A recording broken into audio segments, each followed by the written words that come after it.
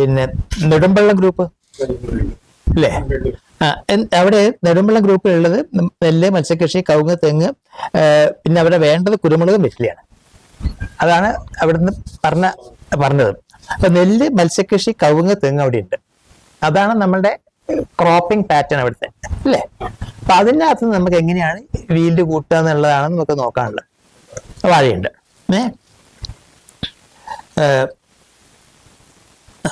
ഇനി അടുത്ത ഞാൻ ഓരോ ഗ്രൂപ്പ് എടുത്തു പോട്ടെ. അതിൽ വേറെ ചോദിക്കാനുള്ളത്, നമ്മൾക്ക് പഞ്ചായത്തിലുള്ള എന്തെല്ലാം സ്കീം ഉണ്ട് എന്ന് അറിയോ?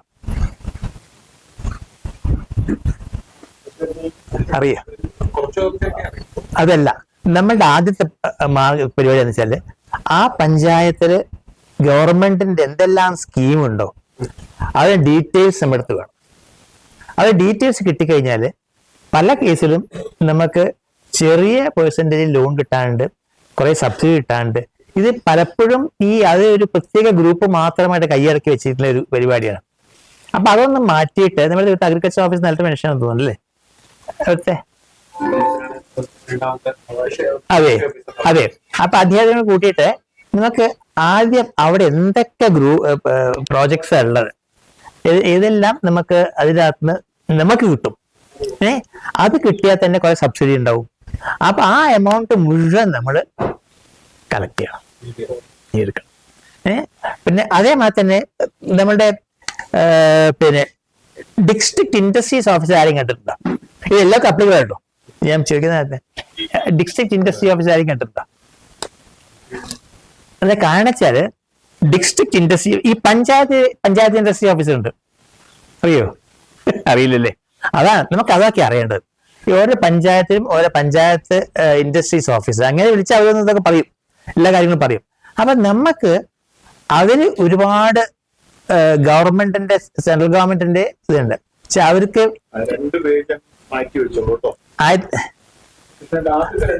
രണ്ടോ മൂന്നോ പേര് മാറ്റിക്കോളൂ. എന്നിട്ട് നമുക്ക് ഈ ഇൻഡസ്ട്രിയില് ഫോർ എക്സാമ്പിൾ നമ്മളുടെ ഇതുണ്ടല്ലോ, പിന്നെ എല്ലാ വീട്ടിലും ഒരു വ്യവസായം എന്നുള്ള പരിപാടി ഉണ്ട്. അതിന് പിന്നെ 3% ഇൻട്രസ്റ്റ് ഉള്ളൂ. പക്ഷെ ഒരു കണ്ടീഷൻ എടുത്ത് ഒരു വീട്ടില് ഒരാൾക്ക് കൊടുക്കുള്ളൂ. ഒരേ വീട്ടിൽ നിന്ന് പലർക്കും കൊടുക്കാൻ പറ്റില്ല, ഒരു വീട്ടിൽ നിന്ന് ഒരാൾക്കുള്ളൂ. അപ്പൊ നമുക്ക് ഈ ഇവിടെ നമ്മൾ പ്രോസസിങ്ങിന് ഒരു ഗ്രൂപ്പ് ഉണ്ട്, കഴിഞ്ഞ വർഷം വന്നപ്പോൾ. ആ പ്രോസസിങ് ഗ്രൂപ്പുകളിലെ എല്ലായിടത്തും നിന്നൊക്കെ ഓരോന്ന് തുടങ്ങാം, എല്ലാ വീട്ടിലും വെച്ച് തുടങ്ങാം. അതെല്ലാം കൂടി ജോയിൻ ചെയ്തിട്ട് നമുക്കൊരു ഒറ്റ പ്രോഡക്റ്റ് വിൽക്കാം. അപ്പൊ നമുക്ക് കിട്ടാവുന്ന ഗവൺമെന്റിന് കിട്ടാവുന്ന എല്ലാ ഇതുകളും നമ്മൾ സ്വീകരിക്കണം. പക്ഷെ നമ്മൾ ഇല്ലെങ്കിൽ സ്വീകരിച്ചിട്ടില്ലെങ്കിൽ എന്താ കുഴപ്പമില്ല, ഏതെങ്കിലും ആക്കി മേടിച്ചോണ്ടു. അപ്പൊ അതുകൊണ്ട് എനിക്ക് തോന്നുന്നു അടുത്ത ഇൻഡസ്ട്രീസ് ഓഫീസർ കിട്ടുകയാണെങ്കിൽ അദ്ദേഹം വേറൊന്നല്ല, അദ്ദേഹം നമുക്ക് വേണ്ടി ഒരു പ്രോജക്റ്റ് ചെയ്ത് തരും. നല്ല ഇൻഡസ്ട്രീസ് ഓഫീസർ പ്രോജക്റ്റ് ചെയ്ത് തരും, അവർക്കൊരു ജോലിയാണത്. അപ്പൊ അത് അവർ ബാങ്കിലേക്ക് കൊടുക്കും. അപ്പൊ അങ്ങനെ ആയിട്ട് സുരക്ഷ ഉണ്ടെങ്കിൽ പറയണേ. അപ്പൊ അങ്ങനെയായിട്ട് നമുക്ക് എന്തുണ്ടാവും, നമുക്ക് കിട്ടാവുന്ന എല്ലാ കാര്യങ്ങളും നമുക്ക് കിട്ടും. അതന്നെ നമ്മളെ ഇൻകം കൂട്ടാനുള്ള ഒരു വഴിയാണ്. നമ്മളൊന്ന് കൃഷി കൂട്ടിയിട്ടില്ലെങ്കിൽ തന്നെ ഇങ്ങനത്തെ ഇൻകം. ഇതിന് നമുക്കൊരു ഈ ഇൻഡസ്ട്രീന്റെ ഡിപ്പാർട്ട്മെന്റ് ചെറിയ പ്രോഡക്ട്സ് ഉണ്ടാക്കുകയാണെങ്കിൽ ഈ എല്ലാ പ്രോഡക്ട്സും നമുക്ക് ഒരു ബ്രാൻഡ് നെയിമിൽ വിൽക്കാൻ ശ്രമിക്കുക. അങ്ങനെയാണെങ്കിൽ അതിന് കുറച്ചും കൂടി ഒരു അക്സെപ്റ്റൻസ് ഉണ്ടാവും. ആൾക്കാർക്ക് എവിടെ പോയാലും എന്തെങ്കിലും ആദ്യാശ്രമം എന്തെങ്കിലും വേണ്ട ഇറക്കി വെക്കുക. അങ്ങനെയാണെങ്കിൽ നമുക്ക് ലാഭവും കുറച്ച് കൂടുതലുണ്ടാവും, അതേമാതിരി തന്നെ ഇതുണ്ടാവും. അപ്പൊ ഇതൊന്ന് നോട്ട് ചെയ്ത് വെക്കണം, അതൊന്ന് എഴുതി വെച്ചോളൂ, എല്ലാവരും എഴുതിയോളൂ. അപ്പൊ ഇൻഡസ്ട്രീസ് ഓഫീസിൽ പോയിട്ട് അല്ലെങ്കിൽ തന്നെ നമ്മുടെ പഞ്ചായത്തിൽ പോയിട്ട് പഞ്ചായത്തിൽ ഉള്ള എല്ലാ സ്കീംസും നമുക്ക് പറ്റിയിട്ടുള്ള സ്കീംസ് എന്തൊക്കെയാണെന്ന് അറിയുക. ആ സ്കീംസ് നമുക്ക് പിന്നെ കിട്ടാൻ വേണ്ടി ശ്രമിക്കുക. അപ്പൊ അങ്ങനെ ശ്രമിക്കുമ്പോൾ അത് അങ്ങനെ എല്ലാവരും ചെയ്യുന്നതിന് പകരം 7 ഗ്രൂപ്പിന്റെ അവരുടെ ഒരു ഇത് നടത്തി കഴിഞ്ഞിട്ട് അതിൽ നിന്ന് ഇങ്ങനെ ഒരു ഇൻഡസ്ട്രീസിന്റെ ആവശ്യമുണ്ടെങ്കിൽ അത് നമ്മൾ കളക്റ്റീവായി ഒരു ഒറ്റ പോയിന്റിൽ നമുക്ക് ഇത് കളക്ട് ചെയ്യാം. എന്നിട്ട് അത് എല്ലാ ഗ്രൂപ്പിലേക്കും കൊടുക്കും. ഇൻഡസ്ട്രിയൽ ഓഫീസറെ വരാൻ പറയും. നമ്മളെന്തായാലും നമ്മളിതൊരു ഒരു പ്രത്യേക എഫേർട്ട് എടുത്ത് ചെയ്യുന്നത്. അതിൽ നമുക്ക് പരിചയമുള്ള ബ്ലോക്കോ ഡിസ്ട്രിക്റ്റോ ആരായാലും വേണ്ടില്ല. പ്രശ്നം എന്താണ്, ഈ ഇൻഡസ്ട്രീസ് എന്ന് പറയുന്ന അവരുടെ മനസ്സിലുണ്ട് ഈ പ്രാദേശിക വ്യവസായമില്ല. ഇവര് വലിയ ഫാക്ടറീസ് ആൻഡ് ബോയിലേഴ്സിന്റെ പരിപാടി കൊണ്ട് നടക്കുകയാണ്. അപ്പൊ അതിലേക്കുള്ള ഒരു മാറ്റം നമ്മുടെ പഞ്ചായത്തിന് പോലും പ്രാദേശിക സാമ്പത്തിക വികസനം വർക്കിംഗ് ഗ്രൂപ്പ് എത്ര പേർക്ക് അത് അറിയാവുന്ന എനിക്കറിയില്ല. ആ വർക്കിംഗ് ഗ്രൂപ്പിൽ അംഗങ്ങൾ പങ്കെടുക്കാൻ പോലില്ല. 2-3 പേരെ ഇരുന്ന് എന്തെങ്കിലും ഒന്ന് ചെയ്തു പോവുകയാണ്. ഇത് മാറി നിൽക്കേണ്ടതല്ല. പക്ഷെ കഴിഞ്ഞ ഈ മിനിസ്ട്രിയിലെ ഒരു മെച്ചം അതില് തോന്നുന്നത് എന്താന്ന് പറഞ്ഞാല് അതിന് ഇപ്പോഴത്തെ ഒരു വ്യവസായ വകുപ്പ് പ്രാദേശിക വ്യവസായങ്ങളെ പ്രോത്സാഹിപ്പിക്കണമെന്ന് ആശയപരമായി പറയുന്നുണ്ട്. ഇത്രമാത്രം താഴെ നടക്കുന്നു എന്നുള്ളത് വേറെ. പക്ഷെ നമുക്കതിന്റെ സ്കോപ്പ്, അപ്പൊ നമുക്കതിൽ ചെയ്യാൻ കഴിയുന്ന എന്താണെന്ന് ചോദിച്ചാൽ ഈ പറയുന്ന 7 ഗ്രൂപ്പുകൾ വന്ന് അവരുടെ നമുക്കൊരു ആവശ്യം അറിയണം. അവരെ വെറുതെ വിളിച്ചുകൊണ്ട് ക്ലാസ്സിൽ പകരം നമ്മുടെ സ്പെസിഫിക് റിക്വയർമെന്റ് വേണം. ഞങ്ങൾക്ക് ഇന്നത് ഇപ്പൊ നിങ്ങൾ പറഞ്ഞ എത്തനോളം എന്ന് പറഞ്ഞൊരു സാധനമാണെങ്കിൽ അതിനെ എങ്ങനെ നമുക്ക് ഒരു വ്യാവസായിക അടിസ്ഥാനം, വ്യവസായം എന്ന് പറയുന്നതിനെ വലിയ വ്യവസായത്താണ്, ഒരു പ്രാദേശിക വ്യവസായം എന്നുള്ള നിലയ്ക്ക് എങ്ങനെ ഏറ്റെടുക്കാൻ കഴിയുമെന്ന് പറയുന്നിടത്താണ് ഒരു പ്രൊജക്ട് എമർജ് ചെയ്യുന്നത്. അപ്പം ആ പ്രൊജക്ട് വരണമെങ്കിൽ നമുക്ക് സ്പെസിഫിക് റിക്വയർമെന്റ്സ് ഉണ്ടാവും. അതിന് പകരം നമ്മൾ എന്താ ചെയ്യുന്നതെന്ന് പറഞ്ഞാൽ നമ്മൾ ഒരാളെ വിളിക്കും. അപ്പം അദ്ദേഹം എന്ത് ചെയ്യുന്ന പറഞ്ഞാൽ വലിയ വലിയ ആശയങ്ങൾ പറഞ്ഞു പോകും. ആ വലിയ ആശയങ്ങളല്ല നമുക്ക് വേണ്ടത്. നമ്മുടെ ഒരു പ്രശ്നത്തെ പരിഹരിക്കുന്നതായിരിക്കണമല്ലോ ഒരു പ്രൊജക്ട്. അങ്ങനെ വരുമ്പോൾ നമ്മുടെ ഒരു ഇൻഡസ്ട്രിയൽ പ്രശ്നം എന്താണ് എന്ന് തിരിച്ചറിയണമെങ്കിൽ ഒരു വ്യാവസായിക വകുപ്പിന്റെ ഒരു ഇടപെടൽ വരണമെങ്കിൽ നമുക്ക് എന്ത് വേണം, നമ്മുടെ റിക്വയർമെന്റ് അറിയണം. അപ്പൊ നമ്മുടെ റിക്വയർമെന്റ് അറിയണമെങ്കിൽ എന്ത് വേണം, നമ്മുടെ ഗ്രൂപ്പുകൾ വളരെ സജീവമായി ഇടപെട്ട് അവിടെ കൃഷിയിൽ എന്ത് വേണ്ടതുണ്ട്, പരിശീലനത്തിന് ഭാഗമായി എന്ത് വേണ്ടതുണ്ട്, ഈ ഉണ്ടാക്കുന്ന ഉൽപ്പന്നങ്ങളെ വിറ്റഴിക്കാൻ എന്താണ് ചെയ്യുക, അതിനെ വൈവിധ്യവൽക്കരിക്കാൻ എന്ത് ആവശ്യമുണ്ട്, ആ വൈവിധ്യവൽക്കരിക്കുക എന്ന് പറയുന്നിടത്താണ് ഇൻഡസ്ട്രിയുടെ ഒരു സ്പേസ് വരും. അപ്പൊ ആ നിലയിലേക്ക് നമുക്കതിനെ കൊണ്ടുവരാം. ഇൻഡസ്ട്രീസിന് നമുക്കും ആൾക്കാരും നമുക്കത് അത് പറഞ്ഞത് ലിങ്ക് ചെയ്യാൻ കഴിയും. അപ്പൊ അത് എനിക്ക് തോന്നുന്നു അതിന് കുറച്ചുകൂടെ സമയം കൊടുക്കുന്നത് നല്ലതായിരിക്കും. ഇത് രണ്ടും നമുക്ക് ചെയ്യണം. അഗ്രികൾച്ചറിന്റെയും ഇൻഡസ്ട്രീന്റെയും നമുക്ക് ഏതെല്ലാം പ്രോജക്റ്റാണ് കിട്ടാൻ സാധ്യതയുള്ളത് എന്ന് നമ്മൾ അറിഞ്ഞു വെക്കണം. ഇപ്പൊ ആർക്കും അറിഞ്ഞുകൂടാ, അതാ പ്രശ്നം. ഒരു വിവരം നമുക്ക് എത്തുന്നില്ല. ആ ഗവൺമെന്റ് ഉണ്ടാക്കിയിട്ടുള്ള കാര്യം നമ്മളിലേക്ക് എത്തുന്നില്ല. കുറച്ച് പേര് മാത്രമുണ്ട് ഇതൊക്കെ അറിയുന്നത്. അവർ ദിവസം പോയിട്ട് മേടിക്കുന്ന സബ്സിഡി മേടിക്കുന്ന ഒരു പ്രൊഫഷണൽ സബ്സിഡി ഗ്രൂപ്പ് ഉണ്ട്.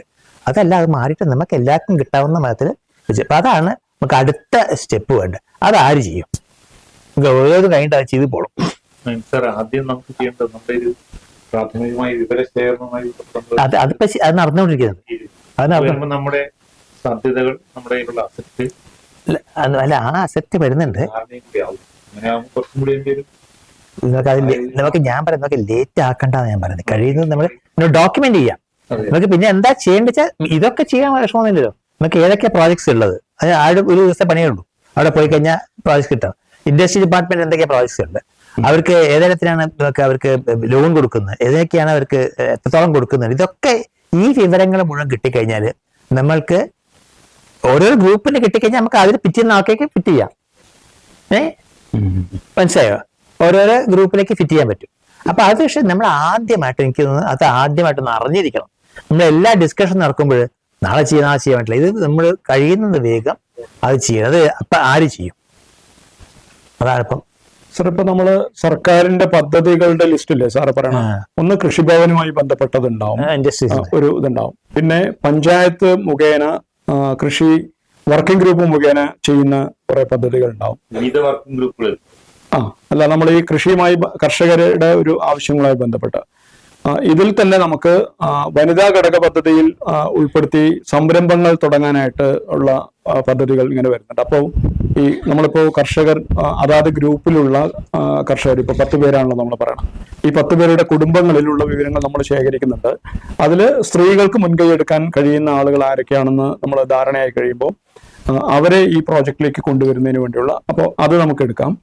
പിന്നെ കുടുംബശ്രീ ഇപ്പം ഇത് ചെയ്യുന്നുണ്ട്. അവർക്ക് ആദ്യം MKSP ഉണ്ടായിരുന്നില്ലേ, അതിന്റെ അടുത്ത ഘട്ടത്തിൽ അവരിപ്പോ കുടുംബശ്രീ ഇപ്പൊ ആകെ ജീവിച്ചു പോകുന്നത് ഈ ഒരു ഇതിലാണല്ലോ, NRLM-ന്റെ ആ ഒരു പ്രോജക്റ്റിലാണ്.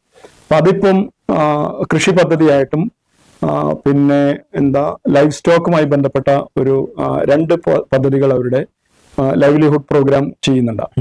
അപ്പൊ അത് ചിക്കൻ ഉണ്ട്, കേരള ചിക്കൻ കേരള ചിക്കൻ ഗാന്ധി തന്നെ ചെയ്യണം. അപ്പൊ എന്തായാലും അതിന് കുറെ പൈസ ഉണ്ട്.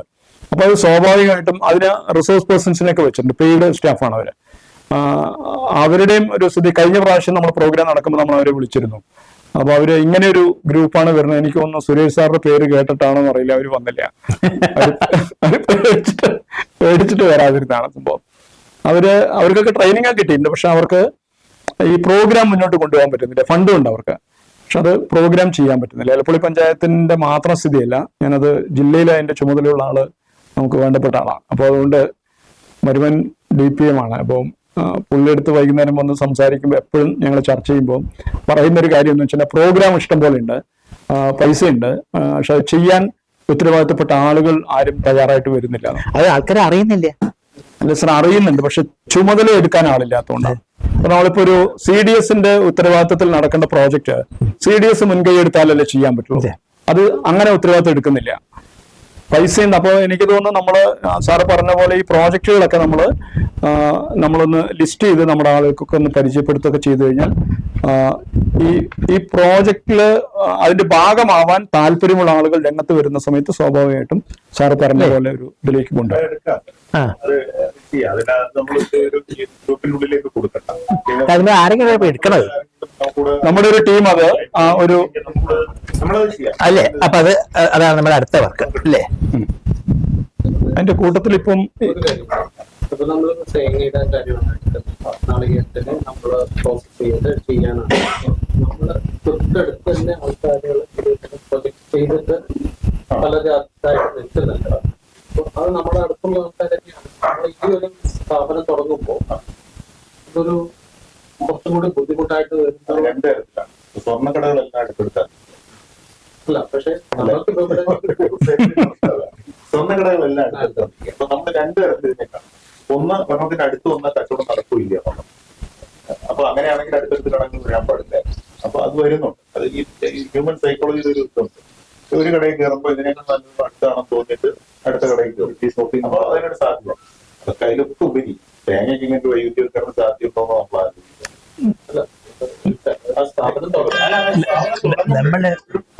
വ്യക്തമായ ഒരു സ്ഥാപനം തുടങ്ങുക എന്നുള്ളതാണ് എപ്പോഴും നല്ലത്. അപ്പൊ ഈ ഒരു സ്ഥാപനം നമുക്ക് തുടങ്ങാം. അപ്പൊ അത് നമ്മൾ എപ്പോഴും ശ്രദ്ധിക്കണം. ഞാൻ പറയുന്ന വേറെ കാര്യം വെച്ചാല് നമ്മൾ ഒരിക്കലും വളരെ ലാർജ് സ്കെയിലിൽ ഇപ്പൊ തുടങ്ങണ്ട. സ്മോൾ സ്കെയിൽ ചെറുതായി തുടങ്ങിയിട്ട് അത് ക്രമേണ കയറ്റി വരും. ഇപ്പൊ പലപ്പോഴും പറ്റുന്ന അർത്ഥം വെച്ചാല് വലിയ കാര്യത്തിന് പൈസ സംഘടിച്ച് അതൊക്കെ ആയിട്ട് അതൊന്നും വേണ്ട. നമുക്ക് നമ്മളെ ഈ ഗ്രൂപ്പിലുള്ള ആൾക്കാരെ മാത്രം നോക്കിയിട്ട്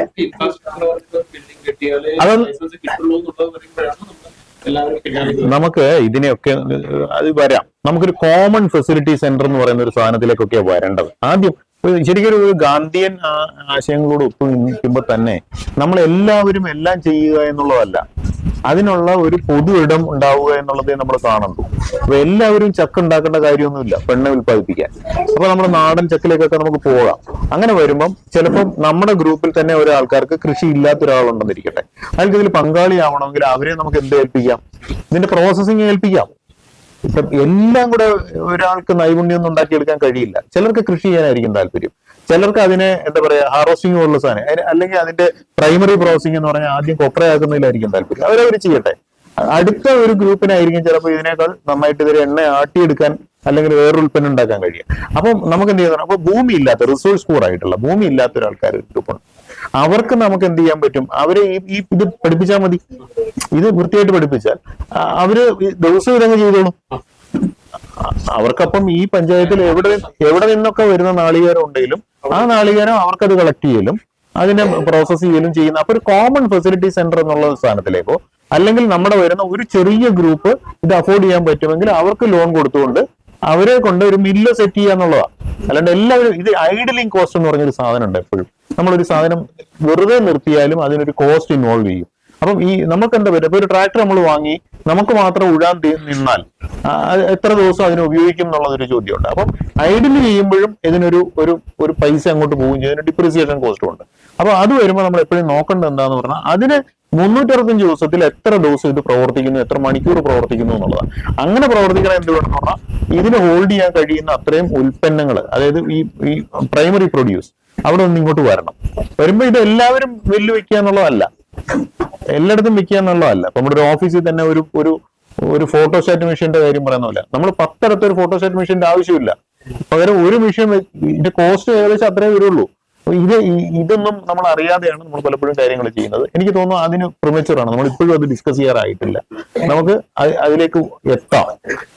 സാറേ, നമുക്ക് ബേസിക്കലി ഈ ഒരു ഗ്രൂപ്പ് വൈസ് ഒരു റെപ്രസെന്റേഷൻ അവരെ ഗ്രൂപ്പ് വൈസ് ആൾക്കാർ ഇട്ടിട്ടില്ല. അല്ല വന്നവര് പിന്നെ ഒരു ഗ്രൂപ്പുകൾ എത്ര ഗ്രൂപ്പ് ഉണ്ട്? ഒരുപാട്. ആ 3 പേരുടെ ഒരു ഇത് നിങ്ങൾ മീറ്റിങ്ങുകൾ കൂടിയല്ലോ, പ്രാഥമികമായിട്ടൊരു മീറ്റിംഗ് കൂടിയല്ലോ സാറേ. ഇത് നമുക്ക് ഇവര് മീറ്റിംഗ് കൂടുന്നതിന് മുമ്പുള്ള അറിയാം സാറേ നമ്മുടെ ഉള്ളൂ. അത് കഴിഞ്ഞിട്ട് എനിക്ക് തോന്നുന്നു ഇവരൊരു ഇരിപ്പ് ഇരുന്നിട്ടുണ്ട്. അങ്ങനെയാണെങ്കിൽ ആ ഇരിപ്പിന്റെ വെളിച്ചത്തിൽ നമുക്ക് എന്താണ് അവിടെ നിന്ന് വന്നിരിക്കുന്ന ഒരു ഫീഡ്ബാക്ക് എന്നോ അല്ലെ അതിന്റെ ഉള്ളിൽ എന്താണ് നടന്നതെന്നുള്ളതിനെ കുറിച്ചിട്ട് ഒരു അറിഞ്ഞാൽ നമുക്ക് അതിൽ നിന്ന് മുന്നോട്ട് പോകുന്നതായിരിക്കും കുറച്ചും കൂടെ നല്ലത്. ആദ്യമായിട്ട് ഈ ഇതിലത്തെ മെമ്പേഴ്സ് എല്ലാത്തിനും ഇതിന് ഇൻട്രസ്റ്റ് ഉണ്ടോ, അതാണ് ആദ്യം അറിയേണ്ടത്. ഇങ്ങനത്തെ ഒരു യജ്ഞത്തിനുള്ളൊരു ഇൻട്രസ്റ്റ് അവർക്കുണ്ടോ? ഇല്ല എന്ന് പറഞ്ഞാൽ നമുക്ക് നോക്കിയിട്ട് കാര്യമില്ല. ഉണ്ട് എന്ന് പറഞ്ഞാൽ മാത്രമേ നമുക്ക് അടുത്ത സ്റ്റെപ്പിലേക്ക് പോകേണ്ട ആവശ്യം അല്ലേ? അത് ഗ്രൂപ്പ് ഒന്ന് പ്രസന്റ് ചെയ്യട്ടെ.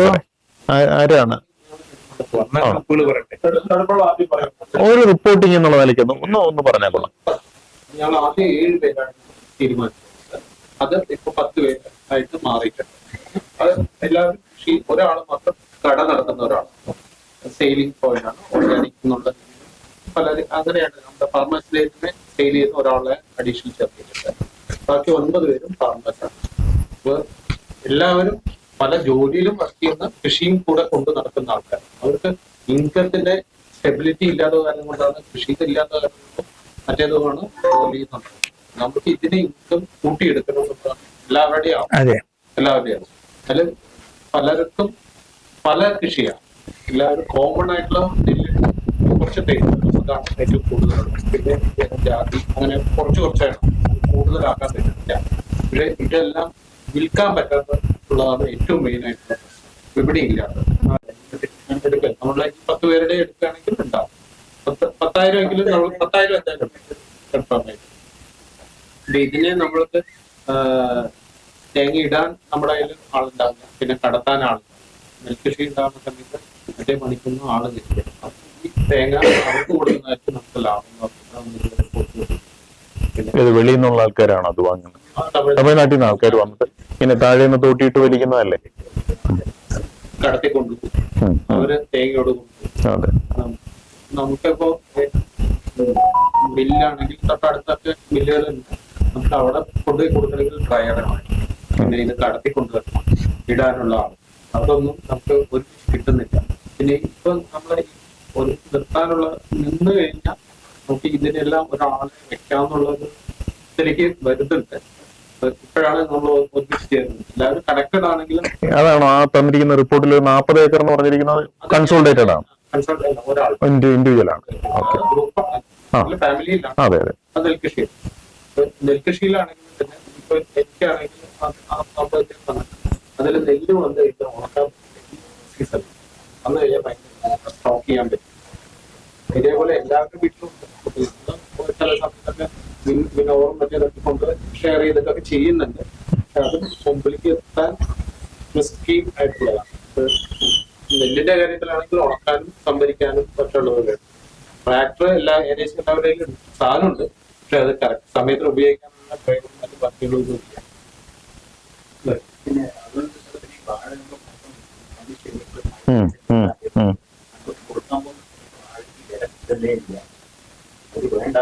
നമ്മളിവിടെ ഉണ്ടാക്കുന്ന കുറച്ച് കൊലകളെ ഉണ്ടാവുള്ളൂ. അപ്പൊ അത് കൊണ്ടുപോയി കൊടുത്തു കഴിഞ്ഞാൽ അവർക്ക് ആവശ്യമില്ല. അവർക്കാണെങ്കിൽ ഒരു 10 മുഴുവനായിട്ടുള്ള വാഴയും നിയന്ത്രണമാണോ വാഴ ഏതാ? അതും നല്ല രീതിയിൽ ഓർഗാനിക് എന്നുള്ള രീതിയിൽ തന്നെ നമ്മൾ ചെയ്യുന്ന സാധനം വിൽക്കാൻ പോകുമ്പോൾ ഒന്നിനും കാര്യമില്ല. പക്ഷേ തമിഴ്നാട് പോലുള്ള സ്കിൽഡ് ആൾക്കാർ എന്തിന് നമ്മളിലൊക്കെ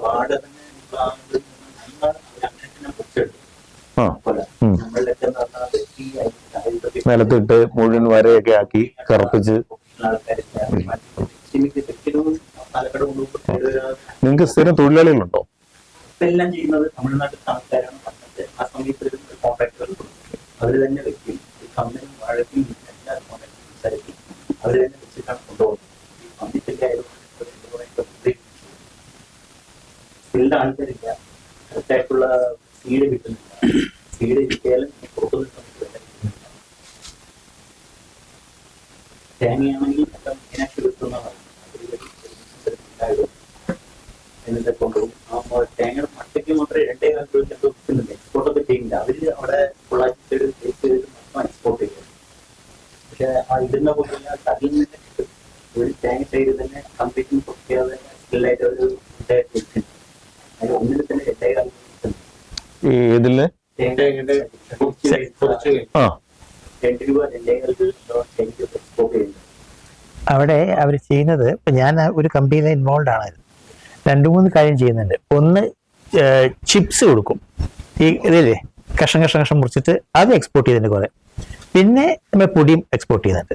ആ പൊടി പക്ഷേ പിത്തായിട്ട് ഈ മറ്റേ ഇൻഡസ്ട്രിയൽ ചാർക്കോൾ ഒക്കെ വരുന്നുണ്ട്. അത് വളരെ കുറച്ചേ ഉള്ളൂ. പക്ഷെ ഇപ്പൊ ഈ അത് കൊയർപ്പിത്ത് തന്നെ ആക്കിയിട്ടുള്ളത്. അപ്പൊ അതിന് ആ കമ്പനിയിൽ ഞാൻ ഇൻവോൾവ് ആണ്. അപ്പൊ അവിടെ അവരും പൊള്ളാച്ചിയാണ് കിട്ടുന്നത്. കാരണം വെച്ചാൽ പൊള്ളാച്ചിയാണെങ്കിൽ നമുക്കൊരു പിന്നെ ഒരു കണ്ടെയ്നർ ലോഡ് ഇത് വേണമെന്ന് പറഞ്ഞാൽ അപ്പം അവർ അടിച്ചു തരും. ഇവിടെ അതില്ല. അവിടെയാണ് നമുക്കുള്ളൊരു അഗ്രിഗേഷനുള്ളൊരു ആവശ്യം വരുന്നത്, ഒരു വെർച്വൽ അഗ്രിഗേഷൻ. അപ്പൊ അതിന്റെ ക്വാണ്ടിറ്റി വേണ്ട മാതിരി ഇല്ല. ഒരു മാർക്കറ്റബിൾ സർപ്ലസ് ഇല്ലാതെ കൊണ്ട് നമുക്കത് പിന്നെ വിൽക്കാൻ പറ്റുന്നില്ല. ഏതല്ലേ അപ്പൊ നമ്മളെ കമ്പനി മേടിക്കുന്നത് മുഴുവൻ അവിടെ നിന്നാണ്, പൊള്ളാച്ചിന്നാണ്. ഇവിടെ തേങ്ങ മൊത്തം കൊണ്ടുപോകുന്നതും ആ സൈഡിലേക്ക് തിരിച്ചു കൊണ്ടുവരും. നമ്മുടെ കോട്ടയത്തൊക്കെ ഉള്ള ആൾക്കാർ തന്നെയാണ് അവിടെ ഇതൊക്കെ നടത്തുന്നത്. നമ്മൾ വിചാരിക്കും തമിഴ്നാട്ടുകാരാന്നല്ല. പലപ്പോഴും ഞാൻ പോയിട്ടുണ്ട് ആ പ്രദേശങ്ങളിലൊക്കെ. നമ്മുടെ ഈ ശേഖരിച്ചോറ് കമ്പോസ്റ്റോ ഇതാക്കിയിട്ട് ഈ ബാഗുകളുണ്ട്, ഈ ഗ്രോ ബാഗ് എന്ന് പറഞ്ഞ സാധനം. അപ്പം നെതർലാൻഡ്സിലേക്കും ഒക്കെ കയറ്റി അയക്കുന്ന സാധനങ്ങളുണ്ട്. അത് ഉണ്ടാക്കുന്നത് ആരാന്ന് ചോദിച്ചു കഴിഞ്ഞാൽ കോട്ടയം ടീമാണ്. അവരും അത് ചെയ്യുന്നത് പൊള്ളാച്ചിയിലാണ് സാർ. നമ്മളെ കമ്പനി ഏറ്റവും ആദ്യം തുടങ്ങിയത് ഏറ്റവും അധികം പൊള്ളാച്ചിയിലാണ് ചെയ്യുന്നത്. പൊള്ളാച്ചി ചെയ്യുന്നത് മലയാളികളാണ്, നമ്മൾ ഇവിടെ ചെയ്യില്ല. അത്രേ ഉള്ളൂ. മട്ട തൊട്ടി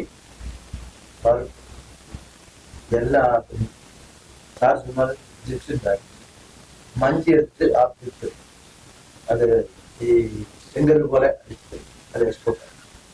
ഈ തൊട്ടി വന്ന് 10 രൂപയാണ് ഒരു കിലോ. എന്ത് തൊട്ടിച്ചതാണ്? അപ്പോ ഇതില് തമിഴ്നാട് പൊള്ളാച്ചി പരുപ്പ് വന്ന് കാമേരി ഇതൊന്നും അല്ലാണ്ട് വേറെ പ്രോഡക്റ്റ് ഉണ്ട്. നമ്മളെ ഞങ്ങൾ കൊലച്ചിൽ എന്ന് പറയുന്നില്ലേ, തേങ്ങ പിടിച്ചിരിക്കുന്ന ആ സാധനം. എന്താ പറയാ പ്ലാഞ്ഞിൽ എന്നൊക്കെ പറയുന്നത്. അതിന് വലിയ മാർക്കറ്റ്. നമ്മള് പെയിന്റ് അടിക്കാനുള്ള ഇതില്ലേ, ബ്രഷ് ഉണ്ടാക്കാനല്ല, അത് ആ ഹോളായിട്ട്, അത് മുഴുവൻ ഹോളായിട്ട് അതാണ് ഇപ്പോഴ് ഈ ഫിഷിന് ബ്രീഡ് ചെയ്യാൻ വേണ്ടിയിട്ട് കടലിടുന്നത്. പാളയല്ല, അതല്ലോ. അതിന് ഏകദേശം 1.5 രൂപ 2 രൂപ വരെ ഉണ്ടായിരുന്നു ഒന്നിനും. അപ്പൊ അത് കൊണ്ടുപോയിട്ട് അവര് കടലിടും. അപ്പൊ കടലിട്ട് ഇത് കേടുവരില്ല. ഈ സാധനം ഇവിടെ കുറെ കാലത്തേക്ക് ഉപ്പുള്ളത് കേടുവരില്ല. അതിനിടയ്ക്ക് ഒരു ഫിഷ് ഒന്ന് ഇതാക്കും, കിട്ടും. ഇതിനെ വളരെ വലിയ ഇതാക്കിയിട്ട് കെട്ടിയിടും.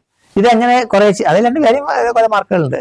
അപ്പൊ നമുക്കത് അറിയില്ല എവിടെയാണ് നമ്മൾക്ക് മാർക്കറ്റിംഗ് ഉണ്ട് എന്നുള്ള കാര്യം. അപ്പൊ നമുക്ക് അറിയേണ്ടതെന്ന് വെച്ചാല്, നമുക്ക് ഒരു തെങ്ങിന്റെ മുകളിൽ നിന്ന് എന്തെല്ലാം ഉൽപ്പന്നങ്ങളാണ് ഉണ്ടാക്കുന്നത്, നമ്മളല്ല ആരെങ്കിലും ഉണ്ടാക്കുന്നത് എന്താണെന്ന് നമുക്കൊരു അറിഞ്ഞു കഴിഞ്ഞാൽ നമുക്കൊരു ഐഡിയ കിട്ടും. നമുക്ക് എന്താണ്, നമുക്കൊരു ബാർഗൈനിങ് പവർ ഉണ്ടാവും. ചോദിക്കാനുള്ള ഇതെല്ലാം വെക്കാൻ പോകണമെന്ന് ചോദിച്ചിട്ട് നമുക്ക് ചോദിക്കാൻ പറ്റും. അപ്പൊ അങ്ങനത്തെ ഒരു കാര്യം കൂടി നമുക്ക് അറിയണം തെങ്ങിന്റെ ആകുമ്പോഴും. അപ്പൊ അത്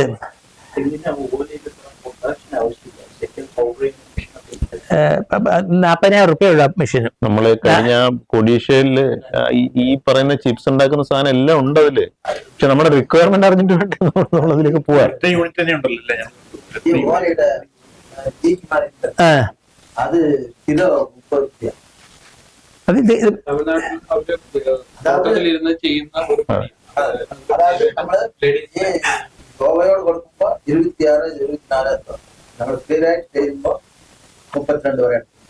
അത് അവരെന്ത് ചെയ്യണം, മുന്നും പിന്നും ഇതില് കട്ടാക്കിയിട്ട് നീറ്റായിട്ട് കെട്ടുമ്പോ അത് 40 രൂപ അവർ കൊടുക്കും. നമുക്കൊരു കാര്യം ചെയ്യാം.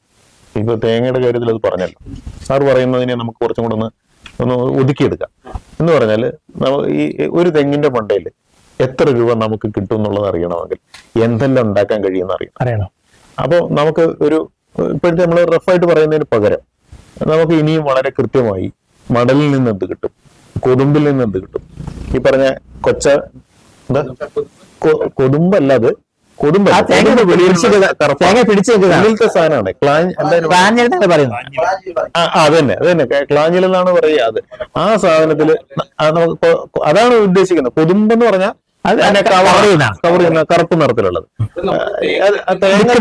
ഒരു കുറെ ബ്രാഞ്ചായിട്ട് നമ്മുടെ പൂവ് ഉണ്ടാവുന്നില്ലേ, പൂങ്കുലയില്ലേ, പൂങ്കുലയുടെ ഇത്ര മൂത്ത സാധനത്തിന് പൂങ്കുല, പൂങ്കുല ഉണ്ടാവും, ആ കൊല, അതാണ് ഉദ്ദേശിക്കുന്നത്. അപ്പൊ അതിൽ നിന്ന് എന്ത് കിട്ടും? പിന്നെ നാളികേരത്തിനെ കരിക്കാക്കിയാൽ എന്ത് കിട്ടും? അതേപോലെ തന്നെ അതിനെ മറ്റേ ഐസ്ക്രീം പോലെയുള്ള ഒരു സാധനത്തിലേക്ക് വന്നാൽ നമുക്ക് എന്ത് കിട്ടും? ഇങ്ങനെ നമുക്ക് ഒന്നുകൂടി ഈ കോക്കനട്ടിന്റെ നാളികേരത്തിന്റെ പ്രൊഡക്ട്സിലേക്ക് നമുക്ക് കുറച്ചും കൂടി എത്തുമ്പോ നമുക്ക് മനസ്സിലാവും. നമ്മുടെ കയ്യിൽ ഇപ്പൊ 10,000 നാളികേരം ഉണ്ടാവുന്നു എന്ന് പറഞ്ഞാൽ ഒരു ഗ്രൂപ്പ് പറയുകയാണ്. ഇങ്ങനെ 7 ഗ്രൂപ്പ് എടുക്കുമ്പോഴത്തേക്ക് നമുക്ക് അതിന്റെ എണ്ണം കൂടും. മാത്രമല്ല നിങ്ങളുടെ കയ്യിൽ 10 പേരുടെ കാര്യം പറയണേ, നിങ്ങളുടെ അവിടെ തന്നെ ഒരു 20-25 പേരെ നമുക്ക് അതിന് കൂട്ടാൻ പറ്റും. അങ്ങനെ വരുമ്പം നമുക്ക് എനിക്ക് തോന്നുന്നൊരു 1.5 ലക്ഷം നാളികേരം 2 ലക്ഷം നാളികേരത്തിന്റെ ഒക്കെ എടുത്ത് നമ്മുടെ കയ്യിൽ സാധനം വരുമ്പോ അപ്പോഴാണ് നമുക്കൊരു ആവശ്യം അവിടെ ഉണ്ടാവുകയാണ്, ഒന്ന് ഡൈവേഴ്സിഫൈ ചെയ്യാനുള്ള ആവശ്യം ഉണ്ടാവുകയാണ്. അതിനനുസരിച്ച് ഏത് ഗ്രൂപ്പാണ്, ഏത് വ്യക്തിയാണ് അതിന് തയ്യാറാവുന്നത് എന്നുള്ളതിലേക്ക് നമുക്ക് വരുന്നതായിരിക്കും നല്ലത്. വളരെ ചെറുതായിട്ട് തുറക്കാൻ പാടുള്ളൂ, വളരെ ചെറുതായിട്ട്. ഒരു 1000 തേങ്ങയിട്ട് തുടങ്ങിയാലും കുഴപ്പമില്ല അതിന്റെ അഭിപ്രായം. പക്ഷേ നമ്മൾ സാധാരണ ചെയ്യുന്നതാണ്, ഗവൺമെന്റ് പണം കിട്ടാൻ വേണ്ടിയിട്ട് കുറെ ലോൺ മേടിക്കും, കോർപ്പറേഷൻ സൊസൈറ്റി ഉണ്ടാക്കുന്നതൊന്നും വേണ്ട, ഒരു സൊസൈറ്റിയും വേണ്ട. നമുക്കൊരു വളരെ ചെറുതായിട്ടൊരു ഗ്രൂപ്പ് ഉണ്ടാക്കുക. ആ ഗ്രൂപ്പ് വെച്ചിട്ട് നമുക്ക് അവരെ കൊണ്ട് എന്തൊക്കെയാ ചെയ്യാൻ പറ്റുക നോക്കാം. അതായത് കോക്കനട്ടിന്റെ കാര്യത്തിൽ നമുക്ക് അങ്ങനെ ഒരു ആലോചിക്കാം. അടുത്ത പ്രാവശ്യത്തേക്ക് നമുക്കത് അല്ലേ, നമുക്കൊരു ഇന്റേണലി കോക്കനട്ട് മാത്രല്ല, അല്ല എനിക്ക് വാഴയുടെ അവിടെ വാഴയുണ്ട്, വാഴ വെക്കാനുള്ള സാഹചര്യം വരികയാണ്. ചെയ്യാൻ പറ്റുമെന്ന് ചെയ്യാം. വാഴയ്ക്ക് എന്താ പ്രശ്നം? അതിന്റെ പ്രൊട്ടക്ഷനെ സംബന്ധിച്ച് അത് വൈൽഡ് അനിമൽ ആണ് അവർ പറഞ്ഞൊരു മെയിൻ. അല്ല, നമുക്കത് ഇൻഷുറൻസ് പറ്റില്ലേ? നമ്മൾ ഇനി അങ്ങോട്ട് നോക്കാനുള്ള വെച്ചാൽ നമ്മൾ എല്ലാ ക്രോപ്പും ഇൻഷുർ ചെയ്യണം. കിട്ടാറുണ്ടോ? അതെ,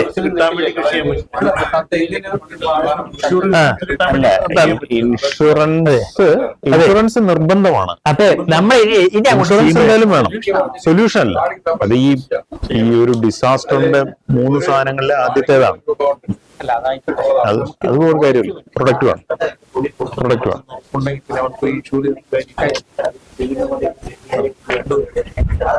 ഇവിടെ കിട്ടിയിട്ടില്ലല്ലേ? ഇവിടെ കിട്ടിയിട്ടില്ലാണ് ഭീമ പ്രധാനമന്ത്രി ഡൽഹിയിൽ. അപ്പൊ നമുക്ക് അത് നോക്കിയിട്ട് അത് എന്തൊക്കെയാ കണ്ടീഷൻസ് ഉള്ളത് നമുക്കത് ശരിയാക്കാൻ പറ്റൂ. മെമ്പറിൽ പോരുത്, മെമ്പറെ തൊടാത്തത് വെറൈറ്റി ഞാൻ ചോദിച്ചപ്പോൾ ലാലി ചിലപ്പോ കൊണ്ടറിലേക്ക് വരണം, മെമ്പറിലേക്ക് പോരുത്.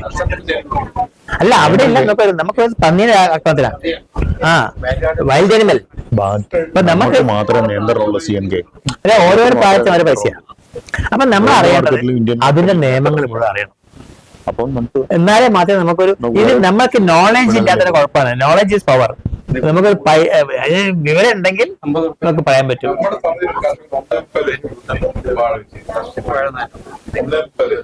അതന്നെ പറഞ്ഞ അല്ല, അത് ഇൻഷുറൻസിന്റെ കാര്യം സത്യത്തിൽ നമ്മളൊരു കമ്പൽസറി ഐറ്റമായിട്ട് എടുക്കേണ്ടതാണ്. എല്ലാ ചെലവിന്റെ കൂടെ, കൃഷി ചെലവിന്റെ കൂടെ വരേണ്ടുന്ന ഒരു സാധനമാണ് ഇൻഷുറൻസ്. അപ്പൊ നമുക്ക് കൃഷി ചെലവിന്റെ കൂടെ ഒരു 3 റുപ്യ അധികം പോകുന്നു. ഇതാണ് നമ്മുടെ ഇൻഷുറൻസ് എന്ന് പറയുന്നത്.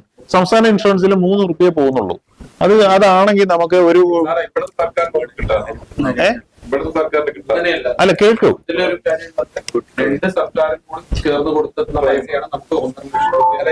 അല്ല ഞാൻ പറയാതെ രണ്ട് ഇൻഷുറൻസ് ഉണ്ട്. ഗവൺമെന്റ് ഓഫ് ഇന്ത്യയുടെ ഇൻഷുറൻസ് തന്നെ ഈ ഫസൽ ബീമ യോജന എന്ന് പറഞ്ഞിട്ട് രണ്ട് തരത്തിലുണ്ട്. National weather based crop insurance എന്ന് പറയുന്ന 2 ഇൻഷുറൻസുകൾ കേന്ദ്ര സർക്കാരിന്റെ ഉണ്ട്. അപ്പൊ അതിൽ ഓരോ വിളകൾക്കും അതിൽ ഏതാണ് എന്നുള്ളത് ഓരോ വർഷവുമാണ് കേന്ദ്രം അനൗൺസ് ചെയ്യുന്നത്. അതൊരു സൈഡ്.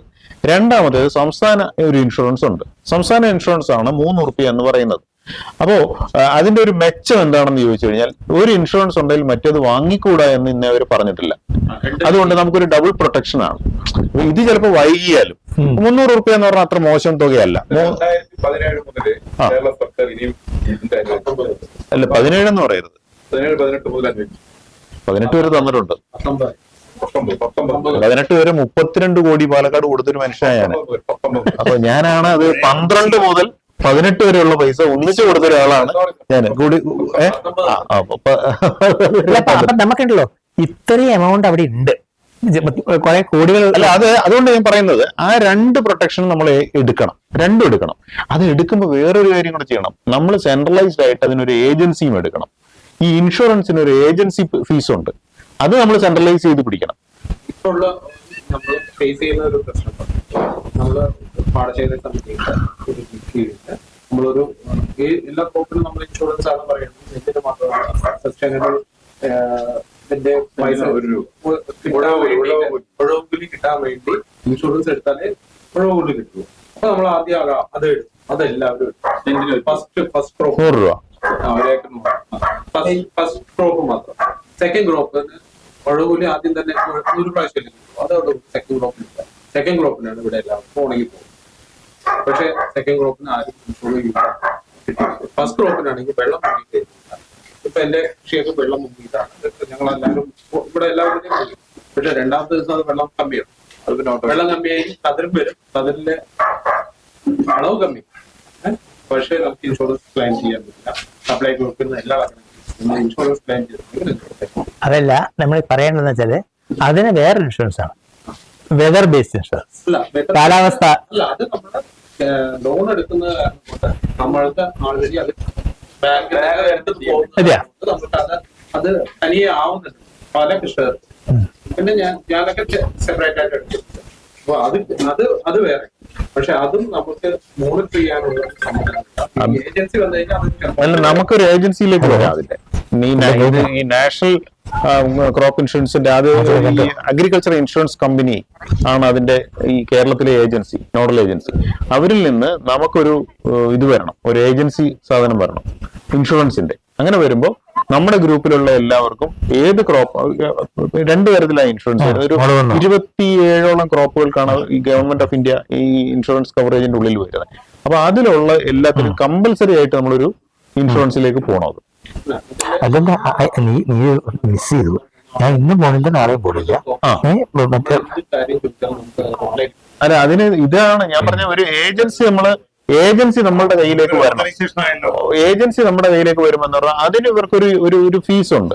അപ്പൊ അത് നമുക്ക് എന്താ കോമൺ പൂളിലേക്ക് വരും. അത് വരട്ടെ.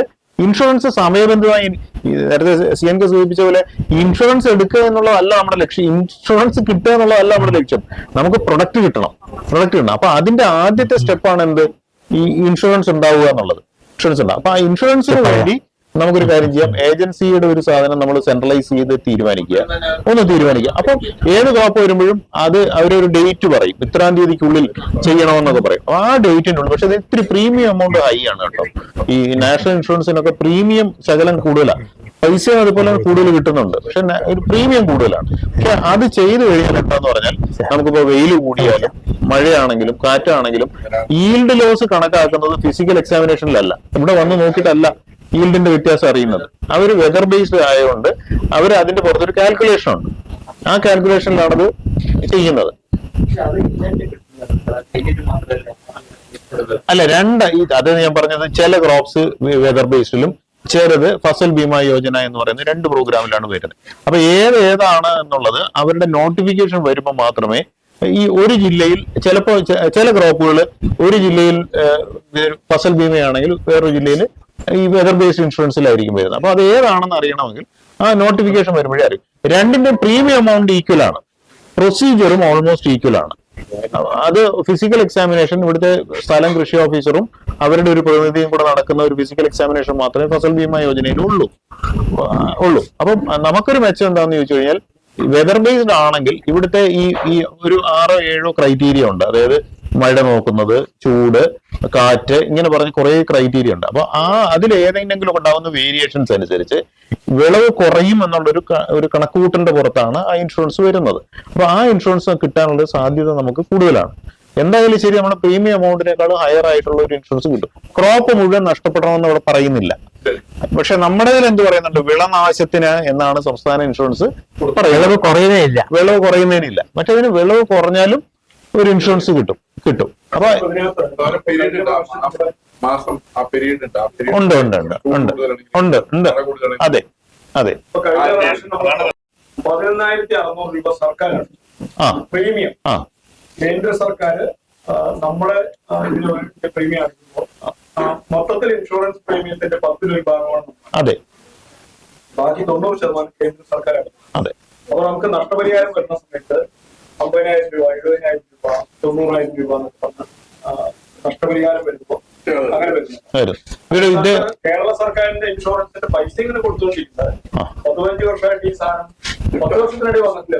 9 വർഷം അങ്ങനെ പറയില്ലേ? അങ്ങനെ പറഞ്ഞാലേ അത് പറയുന്നു.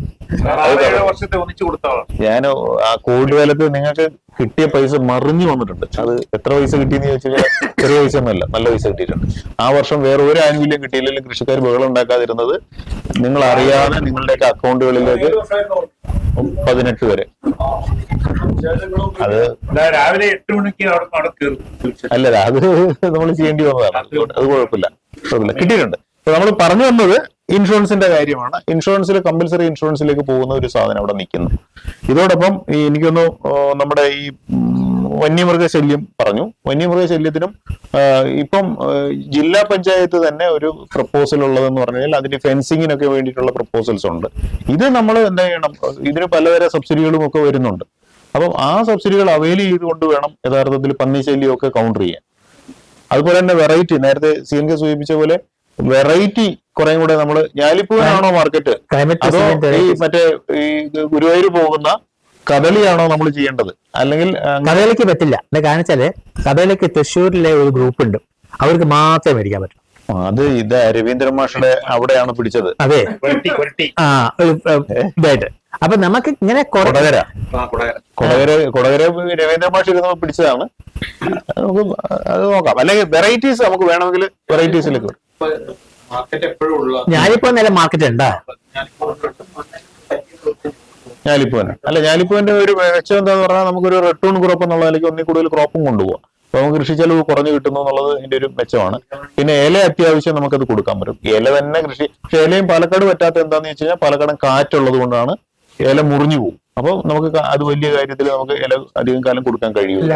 അതില് വേറൊരു കാര്യമുണ്ട്, നമ്മൾ ഈ ഇല ഹോൾ ഇലയല്ല അവർ കൊടുക്കുന്നത്. ഈ ഇല പ്ലേറ്റിന്റെ ഉള്ളിൽ വെക്കുന്ന വട്ടത്തുള്ള ഇല, അതൊക്കെ ഞാൻ മധുരയിൽ വലിയൊരു ഇതുണ്ട്, മാർക്കറ്റ് ഉണ്ട്. അതൊക്കെ ഇതാണ് പല പല ഷേപ്പായിട്ട് ചെറിയ കഷ്ടാണെങ്കിൽ അതെ നമുക്ക് കഴിയില്ല, നമുക്ക് ഇല കൃഷി കഴിയില്ല. കാര്യം അത് പാലക്കാടൻ കാറ്റുണ്ട്, അത് ഇല മറഞ്ഞു ഈ കാറ്റ് മറഞ്ഞു നിൽക്കുന്ന പ്രദേശങ്ങളുണ്ട്. അതായത് ഒന്ന് മണ്ണാർക്കാട് കല്ലടിക്കോട് ബെൽറ്റ്, 2 ഈ വടക്കഞ്ചേരിയുടെ മറവ്, ഈ വണ്ടാഴി അയിലൂര് പ്രദേശം. ബാക്കി ഒരിടത്തും പാലക്കാട് ജില്ലയിൽ ഇല ചെയ്യാൻ പറ്റുന്നത് വളരെ ലിമിറ്റഡ് ആണ്. അതുകൊണ്ട് ഇല വലിയതായിട്ട് കാണണ്ട. ചെറിയ ആ കാലത്തില്ലേ, ഇപ്പൊ ജനുവരിയിൽ കാറ്റ് വരുന്നതിന് മുമ്പുള്ള കാലം, അതിൽ കിട്ടുന്ന ഇലയെ നമുക്ക് കിട്ടുള്ളൂ. അതൊന്നും പറ്റില്ല. അതെ, നമുക്ക് ഇവിടെ തന്നെ നോക്കിട്ട് ചെയ്യാം. അതിപ്പോ രണ്ടാമത്തെ ഒരു ഗ്രൂപ്പ്, അടുത്ത ഗ്രൂപ്പ് നമ്മളുടെ രാമശ്ശേരി. അതെ, കോമൺ ഇഷ്യൂ ആണ്. കോമൺ ആണ്. പക്ഷെ നമുക്ക് വെറൈറ്റിയും ഈ ഉൽപാദനവും ഒക്കെ അത്രയുണ്ടോ? നമുക്ക് ഈ എത്രയുണ്ട് ഒരു ഹെക്ടറിൽ ഉൽപാദനക്ഷമതയൊക്കെ നമ്മുടെ അത് മാക്സിമം ഉണ്ടോ? നമുക്കൊരു 2000 താഴെ ലാഭമാണ്. 2005 ഇവിടെ ഏക്കറിലെ 2000 നമുക്ക് 2500 കിട്ടുന്നുണ്ട്. ഞാൻ എനിക്ക് ഒരു 5 ഏക്കറിലുള്ള 5 ഏക്കർ മാത്രമായിട്ട് കിട്ടും. കൂടുതൽ പോകുമ്പോൾ കിട്ടും 2000 മാക്സിമം. 2000 നമുക്ക് കിട്ടും. വൈക്കോലോ 1500 അതെ സെക്കൻഡ് ക്രോപ്പ് അത് എവിടേക്ക് പോകും? എത്ര റുപ്യ കൊടുക്കുന്നത് ഭയങ്കര ബോറാണല്ലോ. 2500 വേണമെന്ന് പറഞ്ഞു നമുക്ക് 55-60 ആൾക്കാര്. എത്ര കിലോ ഉണ്ടാവും? 60 രൂപ കിലോ. അയ്യോ. അത് 2.5 രൂപയാണ് അത് കിട്ടിയത്. 2 അതെ. മറ്റേ ബണ്ട് കൊണ്ടുപോകാൻ പറ്റില്ല. അവര് കെട്ടും. അവര് വണ്ടി അത് മെഷീൻ വെച്ചിട്ട് ചെയ്യുന്നില്ല. കെട്ടിയിട്ട് എണ്ണത്തിന് പൈസ നമുക്ക്. എന്നിട്ട് എണ്ണത്തിന് പൈസ 50 രൂപ. അവര് 40 രൂപ 40-50. ഞാൻ ട്രിവാൻഡ്രത്ത് ഞങ്ങൾ നോക്കുമ്പോൾ ഭയങ്കര വിലയാണ് വൈക്കോൽ. ഇവിടെ സ്റ്റോക്ക് ചെയ്യാൻ പറ്റാത്തൊരു പ്രശ്നം ഉണ്ട്. പിന്നെ ഈ ട്രാക്ടറുകൾ എല്ലാവരുടെയും ഉണ്ടെങ്കിൽ ബേഡർ വാങ്ങിച്ചു കഴിഞ്ഞാൽ ആ ബേഡർ ഓടിക്കാനുള്ള അറിയുന്ന ആളില്ല. അപ്പൊ നമുക്ക് ആ തൂക്കം കറക്റ്റ് ആക്കാൻ പറ്റുന്നില്ല. അപ്പൊ അവര് കച്ചവടക്കാര് പറയുന്നത് അവര് വരുന്നത് കിട്ടുന്നതിനനുസരിച്ച് ഒഴിവാക്കി കൊടുക്കാന്നുള്ളതാണ്. വൈക്കോല് കഴിഞ്ഞ വർഷങ്ങളിലൊന്നും വൈക്കോൽ എടുക്കാൻ പറ്റിയില്ല. അങ്ങനെ കണ്ടത്തിൽ തന്നെ സ്വന്തം ആവശ്യം ഉപയോഗിക്കുന്ന ആളുകൾ സ്വന്തം സ്വന്തം പൂന പോലെ ഇട്ടിട്ട് അതിനടുത്ത് പോയി ചില സമയത്ത് ഫസ്റ്റ് ക്രോപ്പിന് എടുക്കാൻ പറ്റും. അപ്പൊ നല്ല ക്ഷാമം. വൈക്കോൽ നല്ല ക്ഷാമം. ഇവിടെ ഉമ തന്നെയല്ലേ ചെയ്യുന്നത്? ജ്യോതി ചെയ്യുന്നുണ്ടല്ലേ? ജ്യോതിക്ക് എത്ര വരുന്നുണ്ട്? എല്ലാം മാക്സിമം താഴെ ജ്യോതിക്ക് ഇത്രയും കിട്ടില്ലല്ലോ. ഇത്രയും വരുന്നില്ല. 1400 വരും. പക്ഷെ അതിന് വിലയുണ്ടല്ലോ അല്ലേ? ഇല്ല. അതാണ് അത് ചില സാഹചര്യങ്ങൾ നല്ല വില ഉണ്ടാവും. ചില സാഹചര്യങ്ങൾ നമ്മുടെ സംഭരണത്തിനേക്കാളും വില കിട്ടുന്നില്ലേ? ഇല്ല ഇല്ല 34 കഴിഞ്ഞ വർഷം കിട്ടിയിരുന്നല്ലോ. ഇവിടെ നമുക്ക് കിട്ടില്ല. ഞാൻ ചോദിക്കുന്നത് ഇവിടെ വിത്തുൽപാദനത്തിന് പോകുന്നവരുണ്ടോ നെല്ലിനെ? പോകുന്ന ആൾക്കാർ ആ, 12 ലക്ഷം. നമുക്ക് അങ്ങനെ ഗ്രൂപ്പായിട്ട് വിത്തുൽപാദനത്തിന് പോയാൽ എന്താ മെച്ചം? വിത്ത് ഉൽപ്പാദനം കൊടുത്തു കഴിഞ്ഞാൽ നമ്മൾ ഒന്നുകൂടി കൂടുതൽ ചെയ്യണം. ഇതിനേക്കാളും കൂടുതൽ സമയം സ്റ്റോക്ക് ചെയ്യണം. നമുക്ക് NSC പോലുള്ള ഏജൻസികളിലേക്ക് വിത്തുൽപാദനത്തിന് പോയാലോ? NSC ഇത്ര സമയം എടുക്കുന്നുണ്ടോ? അത് അവരൊക്കെ വന്ന് ചെയ്ത് കൃഷിഭവന്റെ ആളുകൾ വന്ന് അല്ല, അത് നമ്മുടെ ഈ സീഡ് അതോറിറ്റിയുടേത്. അത് ഗ്രാമേന്ദ്രട്ട് NSCയുടെ ഞാൻ കഞ്ഞിക്കൂടും ചെയ്യുന്നത് വാലിഡേഷൻ അവർ ചെയ്യുന്നുണ്ട്. അതെ, അവര് കളക്ട് ചെയ്തിട്ട് അവർ നേരത്തെ രജിസ്റ്റർ ചെയ്യണമെന്നില്ല. ഉള്ളൂ. പക്ഷെ അതിന് നമുക്ക് പൈസ വളരെ താമസിക്കുന്നുണ്ടോ? പക്ഷെ സമയം കുറച്ചും കൂടി വർക്ക് കൂടുതൽ വേണം. എമൗണ്ട് കൂടുതൽ. എമൗണ്ട് നല്ലത് കിട്ടുമല്ലോ. NSCക്ക് കുറച്ചുകൂടെ 45 രൂപ വരുന്നത്. നമുക്ക് 28 ഉറുപ്പ്യക്ക് കിട്ടുന്നത് 45 ആകുമ്പോൾ മോയ്സ്ചറിൽ ഇപ്പൊ നമുക്ക് കൂടി ഒരു 2% അല്ലേ അതിൽ കുറവ് വരുന്നുള്ളൂ. സെക്കൻഡ് ക്രോപ്പിന് പറ്റുമല്ലോ. അപ്പൊ നമുക്കൊരു അത് അങ്ങനെ ഒരു രജിസ്റ്റേർഡ് സീഡ് ഗ്രോവർ പ്രോഗ്രാം നമുക്കിപ്പോ നെല്ല് നിങ്ങളുടെ കയ്യിൽ എത്രയുണ്ട്? 25. അല്ല, നിങ്ങളുടെ ഗ്രൂപ്പിൽ ഇപ്പൊ പറഞ്ഞ 7. സാറേ അത് അങ്ങനെ ഒരു നോക്കണം. അടുത്തടുത്തല്ല അല്ല അതിന്റെ ഇടയിലുള്ള ആളെയും കൂടെ ഉണ്ടാക്കണം. വില കൂടുതൽ കിട്ടുന്നു എന്ന് പറഞ്ഞാൽ എല്ലാവരും മിക്കവാറും ഒരേ വെറൈറ്റീസിലേക്കൊക്കെ പോണ്ടി വരും. അങ്ങനെയും കൂടെ നമുക്ക് ആളെ കൂട്ടണം. നമ്മുടെ ലക്ഷ്യം ഈ 7 പേരിലോ 10 പേരിലോ 70 പേരിലോ അല്ല, വെള്ളത്തിന്റെയോ അല്ല. വെള്ളമൊക്കെ ഇനിയിപ്പോൾ ഡ്രിപ്പ് ഇറിഗേഷനിലേക്കൊക്കെ പോകുന്ന ഒരു അവസ്ഥയിലേക്ക് വരികയാണ്. നെൽകൃഷി പോലും ചിലപ്പോ രണ്ടാം വിള ഇപ്പൊ കണ്ടിട്ട് കാര്യമില്ല, ഈ പ്രളയം കണ്ടിട്ട് കാര്യമില്ല. രണ്ടാം വിള ചിലപ്പോ നമ്മൾ എന്തിലേക്ക് പോകേണ്ടി വരും? ഡ്രിപ്പ് ഇറിഗേഷനിലേക്ക് പോകേണ്ടി വരും. അങ്ങനെ ചെയ്താൽ പോലും നമുക്കൊരു 6-7 കൊല്ലം ഈ ഡ്രിപ്പ് സിസ്റ്റം നിൽക്കുമെന്നുണ്ടെങ്കിൽ അതുപോലും നമുക്ക് ലാഭകരമാണ്. അപ്പൊ എവിടെ ഈ വരൾച്ച എന്ന് പറയുന്നതാണ് പാലക്കാട് ജില്ലയെ ഈ വിത്തുൽപാദനത്തിന് പ്രേരിപ്പിക്കുന്ന ഒരു ഘടകം. നമ്മുടെ ഇവിടുത്തെ ഡ്രൈ വെതറാണ്. അതുണ്ടെങ്കിൽ ഡ്രൈ വെതർ ഉണ്ടെങ്കിൽ അതുകൊണ്ടാണ്. അല്ലെങ്കിൽ കുട്ടനാടൊക്കെ ചെയ്തിട്ടുണ്ടാവും വിത്തുൽപാദനം ചെയ്യാനുള്ള ഒരു ക്ലൈമറ്റ് നമ്മുടെ കയ്യിലുണ്ട്. അപ്പൊ നമ്മുടെ കയ്യിൽ അവിടെ ഇല്ലാത്തൊരു സാധനം എന്താണ്? വെള്ളമാണ്. ആ വെള്ളത്തിനെ കൗണ്ടർ ചെയ്യാൻ നമുക്ക് വേറൊരു വഴി ഉണ്ടെങ്കിൽ നമുക്ക് എന്ത് ചെയ്യാൻ പറ്റും? നല്ല പ്രൈസ് നമുക്കതിൽ കിട്ടും. അതിനിപ്പോ എല്ലാവരും കൂടെ ആദ്യം ഒന്നിച്ച് നിൽക്കണം എന്നല്ല. പറ്റുന്ന ഒരു ഗ്രൂപ്പ് അത് ആദ്യം ചെയ്ത് കാണിച്ചാൽ അടുത്ത പ്രാവശ്യം മറ്റവർക്കൊരു ധൈര്യം വരും അടുത്ത് ചെയ്യാൻ. അങ്ങനെ വരുമ്പോൾ നമുക്ക് അതിന്റെ പുറത്തൊരു ഇത് കിട്ടും. മാത്രമല്ല, അങ്ങനെ നെല്ലിൽ നമുക്കൊരു സീസൺ അത് ചെയ്താൽ ഈ NSEയുമായിട്ട് ടൈപ്പ് വരികയാണെങ്കിൽ അവർക്ക് പയറ്, വിവിധതരം പയറുകളൊക്കെ ഇതിന്റെ വിത്ത് അവർക്ക് വേണം. അങ്ങനെ വരികയാണെങ്കിൽ നമുക്കൊരു ഒരു മൂന്നാം വിളയെ കുറിച്ച് പോലും ആലോചിക്കാം. ഈ കൊച്ചു നന കൊണ്ട് നമുക്ക് ആലോചിക്കാൻ കഴിയും. റബ്ബറിന്റെ അടിയിൽ പയർ വയ്ക്കുന്നുണ്ട്, അതിന് മുഴുവൻ വിത്തായിട്ടാണ് അത് വേറെ പയർ, തോട്ടപ്പയർ. ആ. ഈ പയർ അതാരെടുക്കുന്നുണ്ട്? ഫോറിലേക്ക് കയറ്റി ഓ. വേറെ എവിടേക്ക് ഇവിടെ എല്ലാം മാറി. ആ ജൻ അവർ മുഴുവൻ അത് ഇവിടുന്ന് എടുക്കുന്നുണ്ടോ? അത് ഇവിടുന്ന് എടുക്കുന്നുണ്ടോ? റബ്ബറിന്റെ അടിയിലാണ് ചെയ്യുന്നത്. ഇപ്പൊ എടുക്കുന്നുണ്ടോ? ആരെടുക്കുന്നു? കിട്ടാനില്ല. വടക്ക് ഏരിയയിലൊക്കെ ഗ്രൂപ്പ് എടുക്കുന്നു. വർഷമായിട്ടുണ്ട്. ഉം.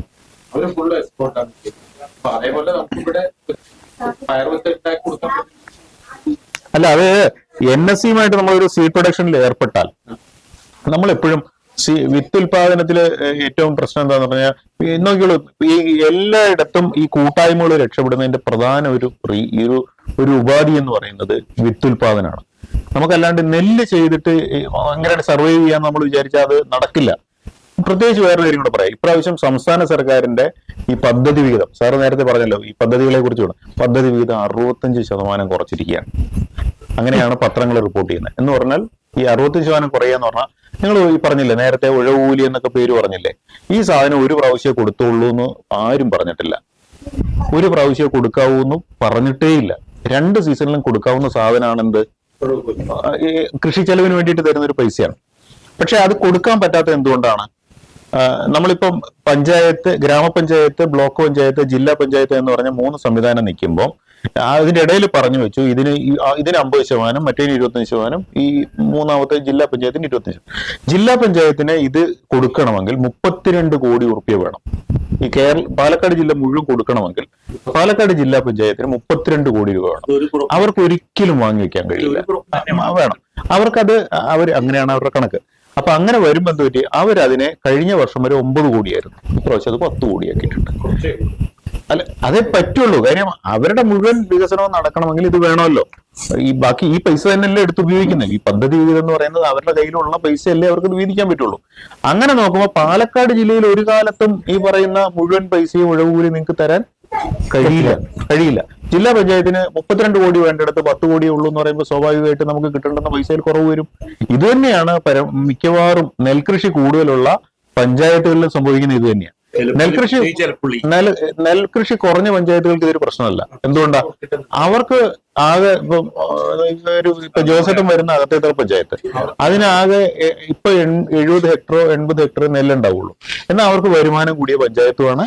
അവർക്ക് വീതം കൂടും. എന്തുകൊണ്ടാണ്? ജനസംഖ്യ കൂടിയിരിക്കുമ്പോഴാണ് ഈ ആൾക്കാരുടെ തല എണ്ണീട്ടാണ് പദ്ധതി വിഹിതം കിട്ടുക. ഈ കേരളമൊക്കെ ഇപ്പൊ പറയുന്ന വലിയ ഇഷ്യൂസിന്റെ ഒക്കെ ഒരു ഭാഗമാണത്. അപ്പൊ പദ്ധതി വിഹിതം അവർക്ക് കൂടുതലുണ്ട്. എന്നാൽ പ്രാഥമിക ഉൽപാദന മേഖലയിൽ ഉപയോഗിക്കേണ്ടി വരുന്ന തുക കുറവാണ്. അങ്ങനെ വരുമ്പോൾ എന്ത് പറ്റും? അവർ ഉഴവുകൂലി കൂടുതൽ കൊടുക്കും. 2 സീസൺ കൊടുക്കും. മിക്കവാറും 2 സീസൺ കൊടുത്താലും അവർക്ക് പൈസ ഉണ്ട്. പക്ഷെ ഏലപ്പള്ളി പഞ്ചായത്തിന് അത് കഴിയില്ല. 1000 ചില്ലാനം ഹെക്ടർ നെൽകൃഷിയുള്ള ഒരു പഞ്ചായത്താണ്. ഇതിന് 2 സീസൺ കൊടുക്കാൻ കഴിയുമോ? കഴിയില്ല. അതുകൊണ്ടാണ് നിങ്ങൾക്ക് അത് ഒരു സീസൺ. പറഞ്ഞു വന്നത്, നമുക്ക് കിട്ടാവുന്ന സബ്സിഡികളെ നോക്കിക്കൊണ്ട് ഇനി കൃഷി മുന്നോട്ട് പോകാൻ കഴിയില്ല. അങ്ങനെ വരുമ്പോൾ നമ്മുടെ ഉൽപ്പന്നത്തിന് വില കൂടുതൽ കിട്ടുകയും കൃഷി ചെലവ് കുറയ്ക്കുകയും ചെയ്യുന്നതിനുള്ള മാർഗങ്ങൾ തേടൽ മാത്രമേ നമുക്ക് കഴിയുള്ളൂ. അങ്ങനെ വരുമ്പോൾ നമുക്ക് ഇപ്പൊ നേരത്തെ പറഞ്ഞ പോലെയുള്ള വിത്തുകളെ, നമുക്ക് ബെറ്റർ ആയിട്ടുള്ള വിത്തുകൾ ഏതാണെന്ന് നമുക്കൊന്ന് നോക്കി പിടിക്കണം. 2, ഈ വിത്തുൽപാദനത്തിന്റെ രൂപത്തിൽ തന്നെ ഇപ്പൊ തമിഴ്നാട്ടിലൊക്കെ ഫാമർ പ്രൊഡ്യൂസർ കമ്പനികൾ പ്രധാനമായും നിൽക്കുന്നത് ഈ വിത്തുൽപാദനമാണ്. ഇപ്പൊ നമ്മൾ അങ്ങനെയുള്ളവരുടെ റിവ്യൂ ഒക്കെ എടുക്കുമ്പോഴും അവർക്ക് കോടിക്കണക്കിന് രൂപ ലാഭം ഈ കൂട്ടായ്മയ്ക്ക് ഉണ്ടാവുന്നതിന്റെ റീസൺ എന്താണെന്ന് ചോദിച്ചാൽ അവർ ഉൽപ്പാദിപ്പിക്കുന്ന മുഴുവൻ വിത്തുകളാണ്. അപ്പൊ വിത്തുൽപാദനം എന്ന് പറയുന്നത് നമ്മളൊരു മേജർ സാധനമായിട്ട് എടുക്കും. നമുക്ക് പച്ചക്കറിയിൽ ചെയ്യാൻ പറ്റില്ല. എന്തുകൊണ്ടാന്ന് പറഞ്ഞാൽ പച്ചക്കറി ചെയ്യണമെങ്കിൽ പ്രശ്നം എന്താന്ന് പറഞ്ഞാൽ മിക്കവാറും ഉള്ള പച്ചക്കറികൾക്കൊക്കെ 1 കിലോമീറ്റർ 1.5 കിലോമീറ്റർ ഈ അകലം വേണം, മറ്റു വിളകളുമായി അകലം വേണം. അത് കൊടുക്കാൻ നമ്മളെ കൊണ്ട് കഴിയില്ല. ഏരിയൽ ഡിസ്റ്റൻസ് എന്ന് പറയും. ഈ ആകാശത്തിന്റെ ദൂരമാണ് നമ്മൾ അതിലെടുക്കുന്നത്. അപ്പൊ അങ്ങനെ വരുമ്പോൾ അത്രയും ഐസൊലേറ്റ് ചെയ്തുകൊണ്ട്, അങ്ങനെ ഒറ്റ നിർത്തിക്കൊണ്ട് നമുക്ക് കൃഷി ചെയ്യാൻ കഴിയില്ല.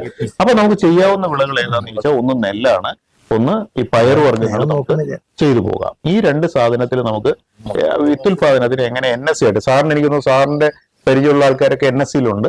അപ്പൊ നമുക്ക് NSEയുമായിട്ട് അതിന്റെ ഒരു ഡിസ്കഷൻ നടത്തി കഴിഞ്ഞാൽ നമുക്ക് വിത്തുൽപാദനത്തിന് ആരെങ്കിലും ഒരാൾ വില്ലിങ് ആവണം. ഒരു ഗ്രൂപ്പ് ആദ്യം ഇതിനൊന്ന് തയ്യാറാവണം. അപ്പൊ എല്ലാവരും ചിലപ്പോൾ ആദ്യം തയ്യാറാവില്ല. പക്ഷെ ഒരു ഗ്രൂപ്പെങ്കിലും ആദ്യം കുറച്ച് ഏരിയ ഒരെണ്ണം തയ്യാറായെന്നറിയോ?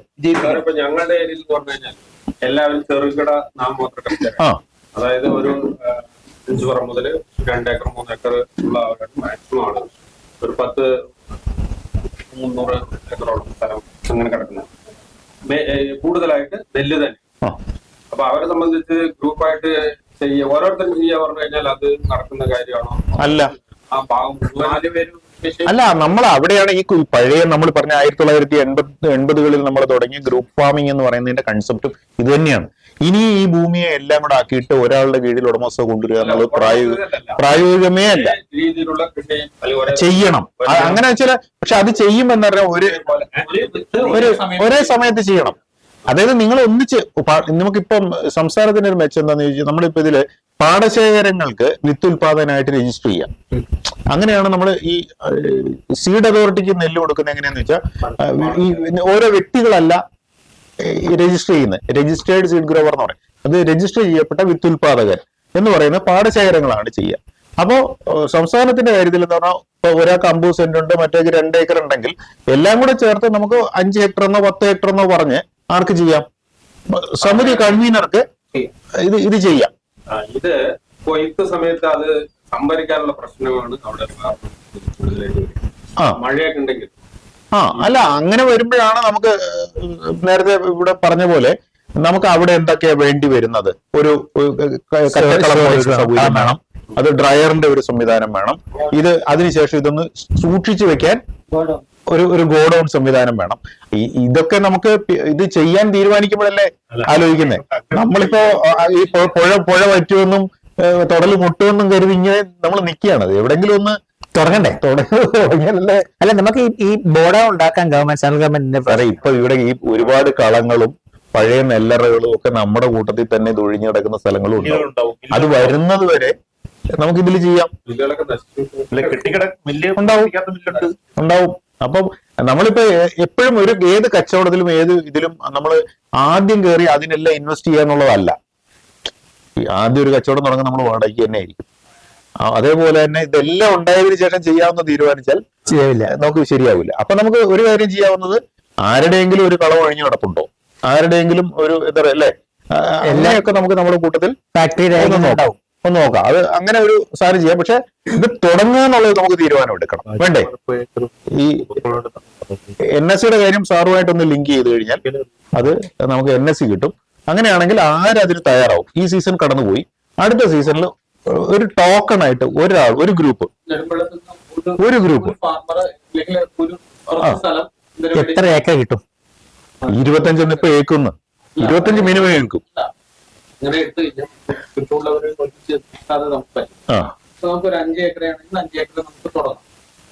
ചോദിച്ചോ എത്ര ആൾക്ക് മിനിമം വേണ്ട?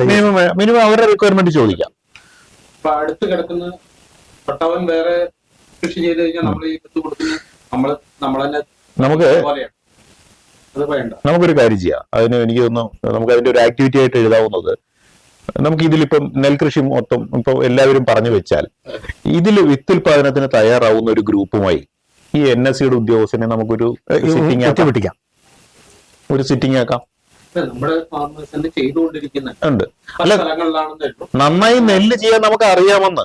ആ നെല്ലിനെ കുറച്ചുകൂടെ ഒന്ന് വിത്തിന്റെ രൂപത്തിലൊന്നോ ഒരു ഇതൊക്കെ എടുത്ത് കളഞ്ഞ് ക്വാളിറ്റി മാത്രം അഷ്വർ ചെയ്താൽ, കലർപ്പ് മാറ്റി കളകളില്ലാതെ അവര് പറയുന്ന ഈ എന്താ പറയാ അങ്കുരണ ശേഷി, ജെർമിനേഷന്റെ ശേഷിയുള്ള വൃത്തിയായിട്ട് അങ്ങ് കൊടുക്കുക എന്നുള്ളതേ ഉള്ളൂ. അപ്പൊ നമ്മൾ നമ്മൾ വാഴക്കൃഷി പറയുന്ന പോലെയാണ്, ഒന്ന് ഫൈൻ ട്യൂൺ ചെയ്യുക എന്നുള്ളതേ ഉള്ളൂ. അത് നമ്മൾ ചെയ്താൽ നമുക്ക് ഇതിലും വിജയിക്കാം. അല്ല, എലവഞ്ചേരിയില് ഒരാള് മാത്രം 70-80 ടൺ ഓരോ വർഷവും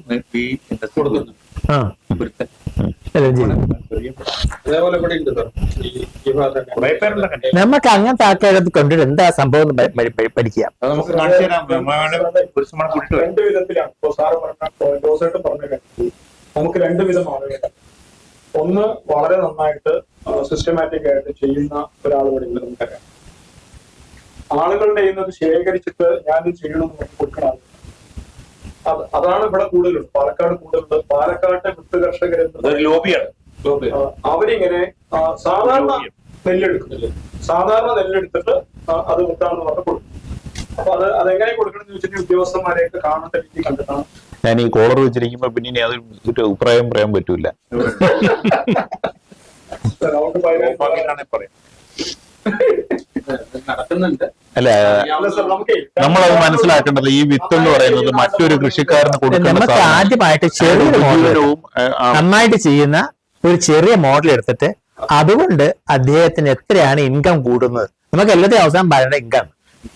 ഇതുകൊണ്ട് ഉണ്ടായി കൊടുക്കുന്ന കാര്യമില്ല, അങ്ങനെ ചെയ്യുന്നതുകൊണ്ട് നിങ്ങൾക്ക് എത്ര ഉത്പാദന ഇൻകംത്തെ കൂടിയിട്ടുള്ള കാര്യം. 1 കിലോയ്ക്ക് 40 ചില്ലാനം രൂപയുണ്ട് ഈ NSCക്ക്.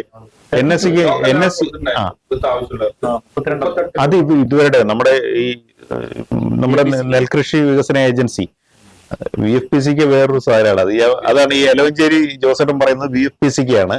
അത് പച്ചക്കറി വിത്താണ്, അത് മിണ്ടുന്നില്ല. അപ്പോ അതിലാണ് അത് ഇതിന് അത് നമുക്ക് അഡീഷണൽ ഒരു സാധനമാണെന്ന് 700 കിലോയെ കിട്ടുന്നുള്ളൂ, മതി. എള്ള് തോര സീസൺ അതല്ല, ഒരുപാട് സാധനം വരും. അപ്പൊ ഈ വിത്ത് ഐസൊലേഷൻ ഡിസ്റ്റൻസ്, അതായത് ഒരു 1 കിലോമീറ്റർ ഒവ്വൊരു പയർക്കും വ്യത്യാസം. അല്ല, പയറ് പോലുള്ള വിളകൾക്ക് കുറച്ച് മതി. അതെന്താന്ന് പറഞ്ഞാൽ 75 മീറ്റർ എത്താം. ക്രോസ് പോളിനേഷൻ ഇല്ലാണ്ടിരിക്കാൻ വേണ്ടി. ഇല്ലാത്തതാണ് അത്. മിനിമം 3 മീറ്ററേ ഉള്ളൂ സാറേ നെല്ലിന്. നമ്മൾ കൃഷി പൈസ പയറിനും ഇല്ല. അതാണ് ഞാൻ ആ 2 എണ്ണം വിളിച്ച് പറഞ്ഞുകൊണ്ടിരിക്കുന്നത്. അതാണ് നമുക്ക് ഫൗണ്ടേഷൻ ഷീറ്റ് தாய் விதை கிடைச்சாலும் அந்த தாய் விதையோட குவாலிட்டி நமக்கு விவசாயம் மீண்டும் மீண்டும் இதாகணும். இது சிலர் என்ன பண்ணுவாங்க, சும்மா எல்லாத்துக்கும் வந்து பாலங்களை போட்டாங்க அந்த மாதிரி. அதாவது நம்ம மனசு வந்து கடவுளுக்கு நம்ம மனசாட்சி ഒരു വരമ്പിന്റെ വീഡിയോ മതി. അത് സെൽഫ് പോളിനേറ്റഡ് ആണ് ജോസഫ്. എന്തിനാണ് ഫിസിക്കൽ മിക്സിംഗ് വരാതിരിക്കൽ മാത്രമല്ല. எனக்கு நான் அந்த அதுல எத்தனை பாடுபட்டு கடைசியில எனக்கு அந்த 2013 மழை இல்லாம வித்தல். அப்போ எல்லாம் குரூப் சேர்த்தாங்க. அதுல என்ன ஆகுனாங்கன்னா, கொஞ்சம் வசதி உள்ள குரூப்பா அசோசியேஷன் சேர்த்துட்டாங்க. 500ன்னு சொன்னது 5000 ஆகி அவங்க ஒரு அசோசியேஷனுக்கு சென்னை. ஆனா நான் வந்து 1.5 வருஷம் கூட நடந்து எல்லா உறுப்பினர்கள் எல்லாம் உருவாக்கி அதுல கேஸ், அதாவது கலாசிகர் விவசாயி தான் இறக்கணும் ஏற்றணும் அந்த மாதிரி எல்லாம் ஒரு இது பண்ணி கணக்குறதுல ஒரு பெரிய ஒரு கேஸ் ஆச்சு. நேற்றுக்கு இந்த மீட்டிங் நடந்தது. பழைய ஆட்காரத்து தெரிந்த நான் அதை பேசவே இல்லை. ஏன்னு சொன்னா, நாம் அத்தனை கஷ்டப்பட்டு நான் செஞ்ச இதே எடுக்க, ஆனாலும் நான் சொல்லும் போது அதுல இப்போ அதாவது மந்திரி கிட்ட ஒரு போர்டுல இருக்கிற ஒரு ஆள் அவரை அந்த பழைய கதை பேசாதீங்க. அப்ப என்னன்னு கேட்டா, புதிய கதை அது என்ன வருதுன்னா எல்லாம் நோய் தான். நான் சொல்றது, எந்த மருந்தடிச்சாலும் அந்த லிமிட் மேல இருக்கும். நான் 2006 இயற்கை வேளாண் பற்றி நம்மாழ்வார்கள் படிச்சு அதைய ഒരു നല്ല റിസോഴ്സ് ആണ് ഈ കൂട്ടത്തിൽ ഗ്രൂപ്പില്. ஒரு நாத்து நட்டி அதுல மண்புழு அசோஸ்பைரோ பாஸ்போர்ட் சூடாமோனஸ் இதுதான் என்னுடைய பலமா யூஸ் பண்ணி அந்த பூச்சி வெள்ளிங்கிறது மருந்து. பூச்சி விரட்டிங்கிறது அதை துரத்தி விடும். அதுல நாட்டு மூத்திரம் சாணி பனங்கல், இதுதான் என்னுடைய மருந்து. നാട്ടുമൂത്ര சாணி பனங்கல் പനം കരിപ്പട്ടി அதான் வெள்ளம் தான் அது தீர்மா இருக்க. அப்படி பண்ண 90 கேஜி சிப்பம் ஒரு நெல் நட்டி 95 சிப்பம் நான் போட்டோ எடுத்து வச்சிருக்கேன். நான் அது வந்து பயப்பட ஓட்டு பரவலை பண்ணி நம்ம பெரிய ஜாம்பா வாங்குற காமிக்க நம்ம மனசாட்சிக்கு நாம செஞ்சது கரெக்டா. அதை நான் ஒரு 3 வருஷம் நெல் எடுத்து வச்சேன். 3 வருஷம் வச்சு குருவாயூரப்பன் கொண்டு வர வேண்டி எடுத்து வச்சேன். அந்த 3 வருஷம் அந்த நெல் அப்படியே கல்லு மாதிரி இருக்கும். நீங்க ஃபெர்டிலைஸ் போட்டதை எடுத்து 3 வருஷம் கழிச்சு. അല്ല, അത് നമ്മള് ഇദ്ദേഹത്തിനൊക്കെ നമ്മൾ എന്താ ചെയ്യേണ്ടതെന്ന് അറിയോ? നമ്മൾ നെൽകൃഷിക്കാരി ഇരിക്കുകയാണ്, ഇങ്ങനെ ഉണ്ടാക്കാൻ തീരുമാനിക്കുകയാണെങ്കിൽ അദ്ദേഹത്തിന് നമ്മൾ ഒരു 2-3 അവതരണം കേൾക്കുകയും നമ്മുടെ ഫീൽഡിലേക്ക് പുള്ളിയെ ക്ഷണിക്കുകയും നമ്മൾ ശരിക്കും ഈ ഗ്രൂപ്പിന്റെ ഒരു റിസോഴ്സ് ആണ് അദ്ദേഹം. നിങ്ങൾ തന്നെ പറഞ്ഞില്ലേ, നിങ്ങളുടെ 7 പേരിൽ ഒരാള് കച്ചവടമാണെന്ന് പറഞ്ഞപ്പോ നമ്മള് അങ്ങേരെ കണ്ടെന്താ അറിയാം, കൃഷി അല്ലാന്നാ നമ്മൾ തിരിച്ചാ കാണണ്ടേ. അങ്ങേർക്ക് കച്ചവടം അറിയാം, അല്ല അതിനാണ് ഗ്രൂപ്പിൽ എടുക്കണം. ശരിക്കും അങ്ങനെ നമ്മുടെ ഉള്ളിൽ നോക്കിയാൽ തന്നെ നമുക്ക് പലതരം റിസോഴ്സ് നമ്മുടെ ഉള്ളിലുണ്ട്. ഇദ്ദേഹത്തിന് ഞാനത് സൈഡിലേക്ക് അങ്ങോട്ട് വെച്ചെന്താണെന്നറിയോ, പുള്ളി ഇപ്പൊ നിങ്ങൾ നോക്കൂ, തെങ്ങ് പറഞ്ഞപ്പോ പുള്ളിക്ക് ഒരു 10-12 പ്രോഡക്ട്സ് പുള്ളിയുടെ മനസ്സിലുണ്ട്. ഈ നിങ്ങൾ നെല്ല് പറയുമ്പോഴുണ്ട്, പയറ് പറയുമ്പോഴുണ്ട്. ഇവര് ഈ ജൈവ കൃഷിയുടെ വലിയൊരു ഇതാണ്. എന്ത് ചെയ്യണമെന്ന് പറഞ്ഞാൽ നമ്മൾ ഇതിനെ നമ്മുടെ ഉള്ളിലേക്ക് കൊണ്ടുവരുമ്പോൾ ഒരു കാര്യമുണ്ട്. ആദ്യഘട്ടത്തിൽ ചിലപ്പോൾ നമുക്കൊരു സംശയം ഉണ്ടാവും. ഈ പറഞ്ഞ ഈ 95 ചിമ്പ് കിട്ടുമോ? വേണ്ട, 95 അല്ല, ഒരു 14ന്റെ മുകളിൽ കിട്ടിയാൽ വലിയ കാര്യമാണ് നമ്മുടെ കണക്ക്. மக்கள் டிவியில் நான் பேசுறேன் தமிழ்நாட்டுல. അതെ. டிவியில் பேசுறேன். അപ്പോ அதாவது உங்ககிட்ட நான் பொய் சொல்ல வேண்டாம். நீங்க ஆருக்கு நீங்க ஒரு 1/2 ஏக்கர் நான் சொல்ற முறையில் செய்யுங்க. நீங்க உங்க வீட்டுல சாப்பிட்டு அந்த நெல்லை ശ്രീനിവാസി, നമുക്ക് 7 ഗ്രൂപ്പിലും ഒരു ഡെമോൺസ്ട്രേഷൻ പ്ലോട്ട്. ആർക്കെങ്കിലും ബുദ്ധിമുട്ടുണ്ടോ? ഏത് ഗ്രൂപ്പിന്? 7 ഗ്രൂപ്പിലും എന്ത് വേണം? ഏരിയ എത്ര വേണം? ഒരു ഡെമോൺസ്ട്രേഷൻ പ്ലോട്ട്. ലഭ്യമായ 1 ഏക്കർ മതി. 1 ഏക്കർ ആയാലും മതി. Minimum 1 acre. കൂടുതൽ ഉള്ളവർക്ക് കൂടുതൽ ചെയ്യാം. പക്ഷെ ഒരു ഡെമോൺസ്ട്രേഷൻ പ്ലോട്ട് അത് ചെയ്യണം. ചെയ്തിട്ട് അതിന്റെ അനുഭവത്തിൽ നമുക്കതിനെ ഒരു ഏതാ മാതൃകാത്തോട്ടം ആക്കണം. ഒരു മാതൃകാത്തോട്ടം നമുക്ക് അതിൽ കൊണ്ടുവരണം. അങ്ങനെ നമുക്കൊരു തീരുമാനം എടുത്തൂടെ?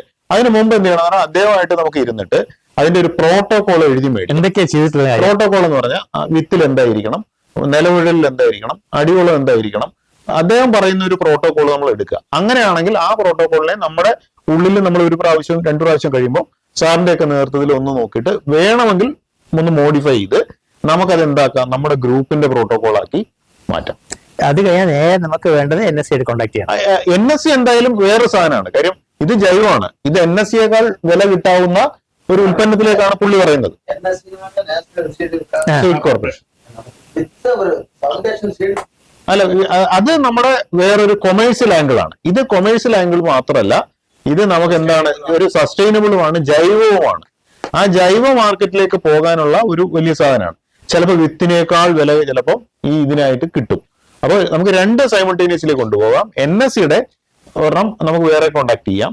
ഇദ്ദേഹത്തിന്റെ പ്രോട്ടോകോള് നമുക്ക് അടുത്ത ദിവസം ഇരുന്ന് എന്ത് ചെയ്യണം, അത് എഴുതി ഉണ്ടാക്കണം.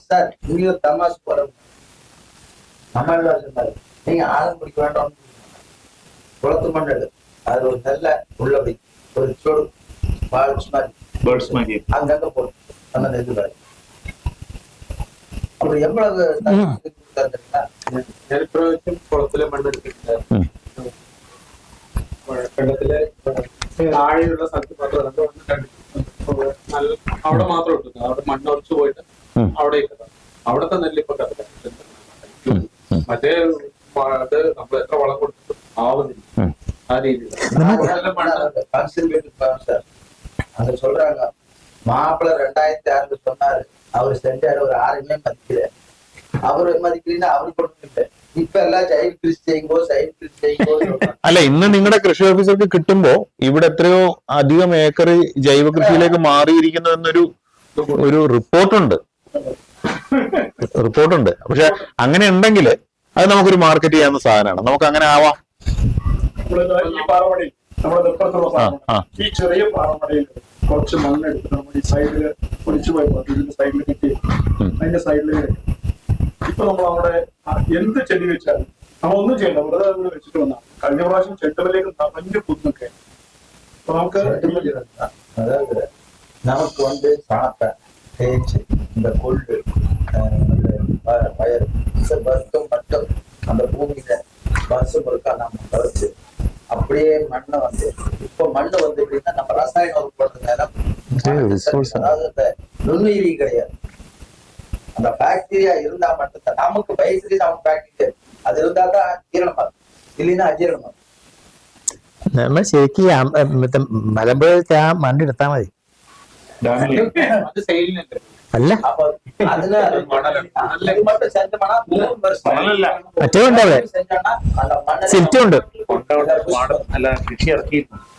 അപ്പം നമുക്ക് മൂന്നാല് കാര്യങ്ങൾ ജോസേട്ടാ എന്തൊക്കെയാ നമ്മൾ പറഞ്ഞു വെച്ചിരിക്കുന്നത്? ഒന്ന് NSC ആയിട്ടുള്ള കോണ്ടാക്ട്, VFPC ആയിട്ടുള്ള കോണ്ടാക്ട്, പിന്നെ ഗ്രൂപ്പ് പാഡി ഉണ്ടാക്കുന്ന RIRS ഇപ്പൊ ഈ മാതൃകാത്തോട്ടം പാഡി ഡെമോൺസ്ട്രേഷൻ ഇൻഡസ്ട്രീസ് ഓഫീസുമായിട്ട് ഇൻഡസ്ട്രീസുമായിട്ട് നമുക്കൊരു ഒരു ഒരു ബന്ധം വരും. ഒരു ഈ പ്രോഗ്രാമുകളുടെ ലിസ്റ്റിംഗ് ആണ് അതെ, അത് ഇവിടെ ചെയ്യാം. ഇതൊരു കാര്യം നമ്മള് ഇനി എന്തെങ്കിലും ഏജൻസി എടുക്കുന്ന ഇൻഷുറൻസ് അപ്പൊ അത് നമ്മളത് ലിസ്റ്റ് ചെയ്യണം. അത് വെച്ചാൽ ഇനി നമ്മൾ കൂടുമ്പോഴത്തേക്ക് சார் ஒரு சில காரியம் வந்து ஆபீஸ்ல சொல்றாங்க.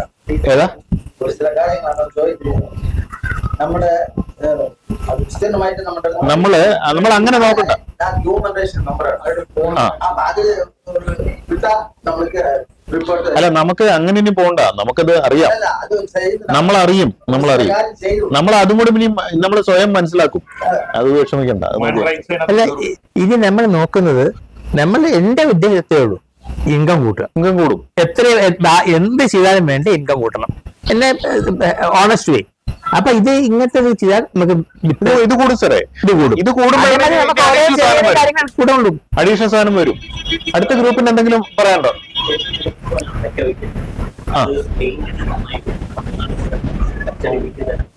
ആ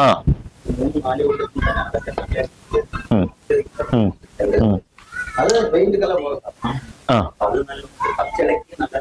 ഉണ്ട്. അടയ്ക്ക മാത്രമേ ഉള്ളൊരു വിള. സത്യം പറഞ്ഞാല് നല്ല കൃഷി ചെയ്താലേ അടയ്ക്ക മാത്രമേ ഉള്ളൊരു നല്ല റിട്ടേൺ കിട്ടുന്ന ഒരു വിള. പക്ഷെ പ്രശ്നം വെച്ചാല് അടയ്ക്കന്റെ മഞ്ഞളിപ്പ് അത് നിങ്ങൾ തെങ്ങിന്റെ കൂടെ അടയ്ക്ക് വെക്കുന്നത് ശരിയുമല്ല. സാർ പറയും. അല്ല, അത് മത്സരം നമ്മൾ മുകളിൽ മാത്രമേ കാണുന്നുള്ളൂ. ഭൂമിയിൽ ഒരേ ഇടത്താണ് ആ വേര് പോകുന്നത്. അത് വേണ്ട. അപ്പൊ അത് തമ്മിൽ മത്സരിക്കും. നിങ്ങളോട് ആരൊക്കെ പറഞ്ഞിട്ടുണ്ടെങ്കിലും തെങ്ങിന്റെ കൂടെ ഈ അടയ്ക്ക വെക്കരുത്. അതെ, അപ്പൊ അങ്ങനെയാണെങ്കിൽ തെങ്ങ് ഒഴിവാക്കാൻ തീരുമാനിച്ച് അടക്കയിലേക്ക് മാറണം. ഇത് രണ്ടും കൂടെ നിർത്തിയിട്ട് ഉണ്ടാക്കാന്ന് പറഞ്ഞാൽ പറ്റില്ല. മഞ്ഞളിപ്പ് വരാണ്ട് വരുന്നുണ്ട്. വന്നാൽ ഒന്ന് പോയി ഒന്നും ചെയ്യാൻ പറ്റില്ല. പറ്റില്ല. അല്ല, അതിന് വേറെ പേരുണ്ട് സാറേ. ഇവിടുത്തെ മഞ്ഞളിപ്പിന്റെ മെയിൻ റീസൺ എന്ന് പറഞ്ഞാൽ എക്സസ് ഇറിഗേഷൻ ആണ്. അതെന്താന്ന് പറഞ്ഞാൽ ഇവർക്ക് ഫ്രീ ഇലക്ട്രിസിറ്റി എന്ന് പറഞ്ഞൊരു സാധനം ഉണ്ട്. ഇതുകൊണ്ട് എന്താ ഈ മോട്ടോർ ഓഫ് ചെയ്യില്ല. ഇപ്പൊ ഈ മറ്റേ പല സ്ഥലങ്ങളിലും കൂടുതൽ വെള്ളം വന്നാലും എന്താ സംഭവിക്കുക? ഇത് സാറ് പിന്നെ പറയുന്ന പോലെ അതിന്റെ മിനറൽസ് കംപ്ലീറ്റ് താഴേക്ക് പോകും. അപ്പോൾ മാൽന്യൂട്രീഷൻ ആണ് സംഭവിക്കുക. അപ്പോൾ ഈ പൊതുവെ ചെടി ചീത്തയാവും. ആ ചെടി ചീത്തയാവുന്നതിനനുസരിച്ച് കീടങ്ങളും രോഗങ്ങളും വരികയാണ് ചെയ്യുന്നത്. അപ്പൊ അതുകൊണ്ട് നമ്മുടെ ഈ മഞ്ഞളിപ്പിന്റെ പ്രധാന കാരണക്കാര് നമ്മളാണ്. പാലക്കാട് ജില്ലയിൽ മഞ്ഞളിപ്പ് ആദ്യം കണ്ടു തുടങ്ങിയത് ഈ അയിലൂര്, അതേപോലെ തന്നെ മംഗലം ഡാം പ്രദേശങ്ങളിലായിരുന്നു. അപ്പൊ ഞാൻ നോക്കിയപ്പോ അത് വന്നിരിക്കുന്നത് മുഴുവൻ പുഴയോരങ്ങളോട് ചേർന്നിട്ടുള്ള പ്രദേശത്തായിരുന്നു. അപ്പോ അവിടെ എക്സസ് ഇറിഗേഷൻ ഉണ്ട്. ഈ മഴ വന്നിട്ട് ഇത് പോകുന്നതുകൊണ്ട് എന്താ പറ്റിച്ചാല് എയറേഷൻ ഉണ്ടാവില്ല. എയറേഷൻ ഉണ്ടാവും. நெல்லுக்கு தண்ணி என்ன சொல்றதுன்னா நம்ம காயணும் காயணும். அதாவது இந்த நெல் 14 நாளைக்கு பிடிக்கும். 14ல இருந்து 45 நாள், 16 விட்டு 45 நாள், அதுதான் அந்த சிம்படிக்கிற டைம். அது முடிஞ்சா அந்த சிம்பு நெல் அப்புறம் பயிர் வளரும். தண்ணி அதிகம் கொடுக்கணும். அந்த நல்ல கதிர் மூன்ற சமயம் மட்டும் ஒரு இன்ச்சு தண்ணி நட்டோம். அது வரைக்கும் நிலம் வந்து காயணும். அப்படின்னா தண்ணி ஈரம் இருக்கணும். நம்ம தண்ணி தேய்க்கணும். நான் அப்படிதான் செய்யறேன்.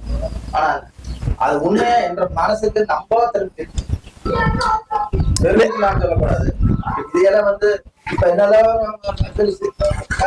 போட்டு காட்டுறேன். நமக்கு அந்த மாதிரி நம்ம செய்யறது நமக்கு திருப்தியா அது மட்டும்தான். பின்ன ரெண்டாவது சார் நான் எல்லாரும் சொல்றேன், நான் வேணா செஞ்சு சொல்லிடுறேன், உங்களுக்கு சப்போர்ட் பண்றேன், இந்த மாதிரி செய்யுங்க. உங்களுக்கு எனக்கு எல்லாம் என்ன வேணும், என்னுடைய 1 மணி நேரம் உங்களுக்காக நான் செலவு பண்ணுறேன். അതെ, നമുക്കുണ്ടല്ലോ മീറ്റിംഗ് വിളിക്കുമ്പോ ഇത് അങ്ങനെയല്ല. ഇനി നമ്മൾ വേണ്ടെന്ന് പറഞ്ഞാൽ ഇത് എല്ലാവരും കൂടി ഇരുന്നുള്ള മീറ്റിംഗ് അല്ല. നെല്ലെന്ന് പറഞ്ഞൊരു വിഷയമാണെങ്കിൽ നെല്ലിൽ താല്പര്യമുള്ള ആൾക്കാര്, ഈ ക്ലാസ്സിനോട് താല്പര്യമുള്ള ആൾക്കാർ മാത്രം വന്നിരിക്കുക. നമ്മൾ ഈ പ്രോജക്റ്റ് മുഴുവൻ ഈ പ്രോജക്റ്റിനെ സംബന്ധിച്ചിട്ടുള്ള എല്ലാ കാര്യവും അവിടെ നമ്മൾ ഡിസ്കസ് ചെയ്യും. ഡിസ്കസ് ചെയ്യുമ്പം 1 മണിക്കൂറാണെങ്കിൽ അത് റെഗുലർ ആയിട്ട് നമ്മളൊരു 10-14 ആഴ്ച ഈ ക്ലാസ്സുകൾ തന്നെ പോകണം കേട്ടോ. അപ്പൊ അങ്ങനെ നമുക്ക് അദ്ദേഹത്തിനെ നമുക്കത് നമ്മൾ യൂട്ടിലൈസ് ചെയ്യണം. நம்ம வந்து 4 பேர் செய்யறோம்னா அடுத்தவங்க நாம அதாவது நம்ம வந்து காய்ச்சி கூடாது. நம்ம அவங்களை கண்டுக்கூடாது. நாம போற வழி நம்ம வழி நல்ல வழி, நேர் வழி. அப்படி வந்து நீங்க அதுல வின்னிங் ஆயிட்டீங்கன்னு வைக்க பின்ன உங்களுக்கு தொடர்ந்து இருக்கும். அதான் நான் சிபிஐ டாக்டர் கார்த்திகேயனோட இதுல தேசிய விவசாய விழிப்புணர்வு நான் பாலக்காடு மாவட்ட கோஆர்டினேஷன் அதுலயாக இந்த டிவியில் பேச அவர் சொன்னாரு, நீயா போகாது உனக்கு பதிவு, அவரா தேடி வந்து நீ சொல்லி அதுதான் உனக்கு பதிவு. അത് ശരി, നീ പോരുത്. ഈ ഗ്രൂപ്പിന് ഇനി എന്തെങ്കിലും പറയാനുണ്ടോ? 4 പേര് നമ്മ അപ്പൊ നമ്മളിപ്പോ ഈ ഗ്രൂപ്പിൽ ചെയ്യാൻ ഉദ്ദേശിക്കുന്നത്, ഒന്ന് നെല്ലിന്റെ ഒരു പ്ലോട്ട്, ഒരു മോഡൽ ഡെമോൺസ്ട്രേഷൻ പ്ലോട്ട്. രണ്ടാമത്തെ എന്തെല്ലാം പ്രോജക്ട്സ് ആണ് കൃഷിയിൽ ഉള്ളത് നോക്കാം. പിന്നെ കോക്കനട്ടിന്റെ എത്ര കോക്കനട്ട് കിട്ടാനുണ്ട്, അതിനെ കൊണ്ട് നമുക്ക് എന്തൊക്കെ ചെയ്യാൻ പറ്റുക എന്നുള്ള കാര്യം. പിന്നെ ഇത്രയാണ് നമ്മൾ ഈ ഗ്രൂപ്പിന്. പിന്നെ വാഴയില് നമ്മളിപ്പോ ഞാലിപ്പൂവൻ മാത്രമേ അവിടെ കാര്യമായിട്ട് വരുന്നത്. ഞാലിപ്പൂവൻ തമിഴ്നാട്ടിലേക്ക് പോവല്ലേ? അല്ല, ഇവിടെ നമുക്ക് ലോക്കൽ ഉണ്ട്. നിങ്ങൾക്ക് വിത്തില്ല എന്ന് പറഞ്ഞല്ലോ, വിത്ത് നല്ലതില്ല എന്ന് പറഞ്ഞല്ലോ. നിങ്ങൾക്ക് ഈ മറ്റേ ടിഷ്യൂ കൾച്ചർ തൈ തന്നാൽ വാങ്ങോ ഇല്ലയോ? എവിടെ എന്താ കാര്യം പറഞ്ഞല്ല, ടിഷ്യൂ കൾച്ചർ കാര്യമില്ല. നമ്മൾ സാധാരണ വാഴ നടുമ്പോൾ അതിന് കാണ്ടുണ്ട് ഇല്ല, അതിനുള്ളിൽ മൈക്രോ ന്യൂട്രിയൻസ് ഉണ്ട്, എല്ലാ ന്യൂട്രിയൻസും ഉണ്ട്, കുറച്ച് കാലത്തേക്കുള്ള ഭക്ഷണം അകത്തുണ്ട്. ടിഷ്യൂ കൾച്ചർ ആവുന്നില്ല. അപ്പൊ നമ്മള് ആദ്യം തന്നെ ഈ സൂക്ഷ്മമൂലകങ്ങൾ കൊടുക്കണം. സൂക്ഷ്മമൂലകങ്ങൾ പ്രത്യേകിച്ചിട്ടുണ്ട്. കാരണം വെച്ചാല് മറ്റേ മൂലകങ്ങൾ NPK നമ്മൾ കൊടുക്കുന്നത്, പക്ഷെ സൂക്ഷ്മമൂലകങ്ങൾ കൊടുക്കുന്നില്ല. ഇതാണ് കാരണം. അപ്പൊ എന്താന്ന് പറഞ്ഞാല് ഈ ടിഷ്യൂ കൾച്ചർ എന്ന് നമ്മൾ പറയുന്നത് എന്തുകൊണ്ടാണെന്ന് ചോദിച്ചു കഴിഞ്ഞാൽ, നമ്മളൊരു കാര്യം ചെയ്യുമ്പോൾ അതിനൊരു ബെറ്റർ നല്ല വിളവുള്ള ഒരു സാധനമായിരിക്കണം നമ്മൾ ചെയ്യുന്ന വെറൈറ്റി. അപ്പൊ നമ്മളിപ്പോ നോക്കിയാൽ ഞാലിപ്പൂവൻ എല്ലായിടത്തും ഉണ്ടെന്ന് പറയുന്നുണ്ടെങ്കിലും ഞാലിപ്പൂവന്റെ നല്ല നല്ല ക്വാളിറ്റീസ് ഉള്ള ഒരു സാധനത്തിൽ നിന്നായിരിക്കണം ഒരു നല്ല ടിഷ്യൂ കൾച്ചർ ലാബ് ഇത് ഉൽപ്പാദിപ്പിക്കുന്നത്. എന്തിനാണ് ചെയ്യുന്നത്? ഒരു ചെടിയുടെ ഒരു ചെറിയ കഷ്ണത്തിൽ നിന്ന് ആയിരക്കണക്കിന് തൈ ഉണ്ടാക്കുന്നതാണ് ഇതിന്റെ ടെക്നോളജി.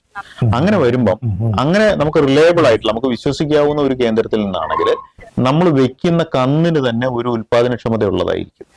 സാറ് പറഞ്ഞ പോലെ അതിന് ആദ്യഘട്ടത്തിലുള്ള ഒരു പ്രശ്നം എന്താണെന്ന് ചോദിച്ചു കഴിഞ്ഞാൽ, ഈ അതിന്റെ കാണ്ഡം ചെറുതായതുകൊണ്ട് നമുക്ക് ഈ ആദ്യം ഒന്ന് സർവൈവ് ചെയ്യാൻ ബുദ്ധിമുട്ടായിരിക്കും. അപ്പോൾ അതിന് വരുന്ന ഒരു അഡീഷണൽ ശ്രദ്ധയും കൂടെ നമ്മൾ കൊടുക്കണം. ആ ശ്രദ്ധ കൊടുക്കുകയാണെങ്കിൽ നമ്മൾ 1000 കന്ന് വെച്ചാൽ ഒരു 800 എണ്ണം, കുറച്ച് മരിച്ചു പോകുന്നൊക്കെ വെച്ചോളൂ, പൊഴിഞ്ഞു പോകുന്നു. ഒരു 800 എണ്ണത്തില് ഒരേ ക്വാളിറ്റിയുള്ള എന്ത് കിട്ടും? കായ കിട്ടും. അപ്പോ നമ്മൾ ഒരിടത്തേക്ക് മാർക്കറ്റ് ചെയ്യും. ഇപ്പൊ ലുലു മാളിലേക്ക് മാർക്കറ്റ് ചെയ്യുന്നു, വേറെടുത്ത് മാർക്കറ്റ് ചെയ്യുമ്പോൾ ഒരെണ്ണത്തിന്റെ കൊല വലുതും ഒരെണ്ണത്തിന്റെ കൊല ചെറുതും ആവാൻ പാടില്ല. നമ്മൾ ഉത്പാദിപ്പിക്കുന്ന എല്ലാത്തിനും എന്തായിരിക്കണം? ഒരേ നിലവാരമുള്ളതായിരിക്കണം. അപ്പൊ ആ നിലവാരം, ക്വാളിറ്റി എന്ന് പറഞ്ഞൊരു സാധനം, അപ്പൊ അത് ഉറപ്പുവരുത്തുന്ന എന്ത് വേണം? കന്നിന്റെ ക്വാളിറ്റിയും ഒന്നായിരിക്കണം. രണ്ടാമത്തെ ഒരു പ്രശ്നം എന്താന്ന് വെച്ചാൽ, അപ്പൊ തമിഴ്നാട്ടിലൊക്കെ പലപ്പോഴും ഇതിന് പല ഡിസീസസ് ഉള്ളതായിരിക്കും നിങ്ങൾക്ക് കിട്ടുന്ന കന്നുകൾ തന്നെ. ഇപ്പൊ കന്നുകൾ തന്നെ നമ്മളെ അറിയുന്നവരുൾപ്പെടെ എല്ലാവരും തമിഴ്നാട്ടിൽ പോയിട്ട് ഇത് വാങ്ങിക്കുന്നത്. അപ്പൊ പലതരം ഇല്ലേ സാറേ, ഇതിന്റെ ഒരുപാട് ബാക്ടീരിയൽ വിൽറ്റുകളും എല്ലാം ഉള്ളതായിരിക്കും വരുന്ന മെറ്റീരിയൽ. സാറുള്ളപ്പോ ഞാൻ മിണ്ടാത്ത എന്താണെന്നറിയോ?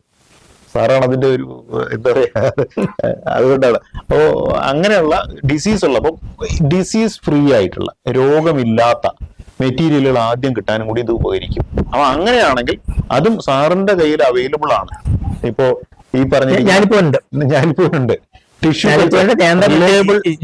Tissue culture planting materials available ആണ്. അത് വലിയ 1 കോടി രൂപയുടെ ഒരു പ്ലാന്റ് സാറിന്റെ നേതൃത്വത്തിൽ ഇപ്പോൾ സെറ്റ് ചെയ്തിട്ടുണ്ട്. അപ്പം നിങ്ങൾക്ക് അങ്ങനെയൊക്കെ ഉണ്ടെങ്കിൽ നമുക്ക് നല്ല മെറ്റീരിയലിലേക്ക് വേണമെങ്കിൽ എത്തിച്ചേരാൻ കഴിയും. അപ്പം ഞാനിപ്പോൾ ചെയ്യുന്നു, ശാസ്ത്രീയമായിട്ട് ചെയ്യുന്നു. ഇത് മാത്രമല്ല കേട്ടോ, ഈ കൃഷിയിൽ വലിയ ഒരുപാട്, നമ്മൾ ഈ വാഴകൃഷി അദ്ദേഹം പറഞ്ഞാൽ വളരെ ശരിയാണ്. കാര്യം അറിയാൻ വയ്യാത്ത ഒരാൾ വരുന്നു, അവൻ കൊല അങ്ങോട്ട് വെട്ടുമ്പോൾ തന്നെ അതിന്റെ വില പോയിന്ന്. എന്താണെന്നറിയോ? ഈ വെട്ടി നിലത്തിട്ട് 2 വലി വലിക്കുന്നതോടുകൂടി ഇതിന്റെ വില പോയി. അപ്പൊ അങ്ങനെയല്ല ഇത് ചെയ്യേണ്ടത്. അതിനാ ഞാൻ ചോദിച്ച ആരാണ് ചെയ്യുന്നതെന്ന് ചോദിച്ചാൽ എന്തിനാണെന്നറിയോ?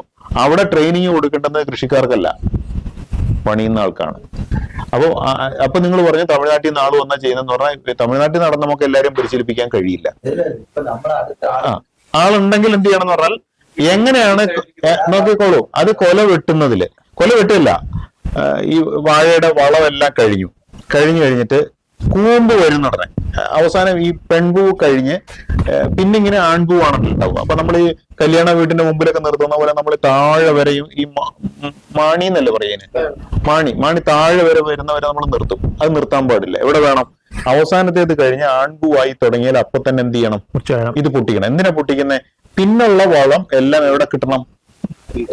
കായ്ക്ക് കിട്ടണം. അങ്ങനെ കിട്ടുമ്പോഴേ ആദ്യത്തെ പടലയും അവസാനത്തെ പടലയും തമ്മിൽ ഈ വലിപ്പത്തിൽ വ്യത്യാസം കുറഞ്ഞു കിട്ടുള്ളൂ. അതേപോലെ തന്നെ അവിടെ നമ്മൾ കൊടുക്കുന്ന ഒരു വളമുണ്ട്, ഇതിനോട് ചേർന്ന് കൊടുക്കുന്ന ഒരു വളമുണ്ട്. അപ്പൊ അത് കൊടുക്കുന്നത്. പിന്നീട് ഇതിന്റെ പൂവ് പൊഴിയുന്നത് നമ്മൾ എപ്പോഴും നിൽക്കുള്ളൂ. ഇതിന്റെ ആ അവസാനം ആ തിരി പോലുള്ള സാധനം കായയുടെ അറ്റത്ത് നിർത്തിയേ കൊടുക്കുള്ളൂ. പക്ഷെ അതൊന്നും വലിയ മാർക്കറ്റുകളിൽ അത് പറ്റില്ല. ഇതുപോലെ ഈ കായയുടെ മുകളിൽ ക്രാക്കിംഗ് എന്ന് അവരുടെ മുകളിൽ പൊട്ടി വീഴുന്ന ഒരു സംവിധാനം അത് പറ്റില്ല. നമുക്ക് അത് ന്യൂട്രിയൻ ഡെഫിഷ്യൻസിയാണ്. ഇത് കഴിഞ്ഞിട്ട് നമ്മൾ ഈ കായ എടുക്കുന്ന ഉടനെ അത് നിലം തൊടാൻ പാടില്ല. ഇത് കായ എടുക്കുമ്പോൾ അതിന്റെ മൂപ്പ് കൃത്യമായിരിക്കണം. ഇത് എടുത്തു കഴിഞ്ഞാൽ ഇപ്പൊ ഈ ചിലയിടത്ത് ഇപ്പൊ നമ്മള് ലുലുവിലൊക്കെ നോക്കിക്കഴിഞ്ഞാൽ പടല തിരിച്ചിട്ടാണ് എന്ത് ചെയ്യുന്നത്, ഈ കായ കിട്ടുന്നത്. അങ്ങനെയാണെങ്കിൽ 2 തരം ട്രീറ്റ്മെന്റ് ഉണ്ട്.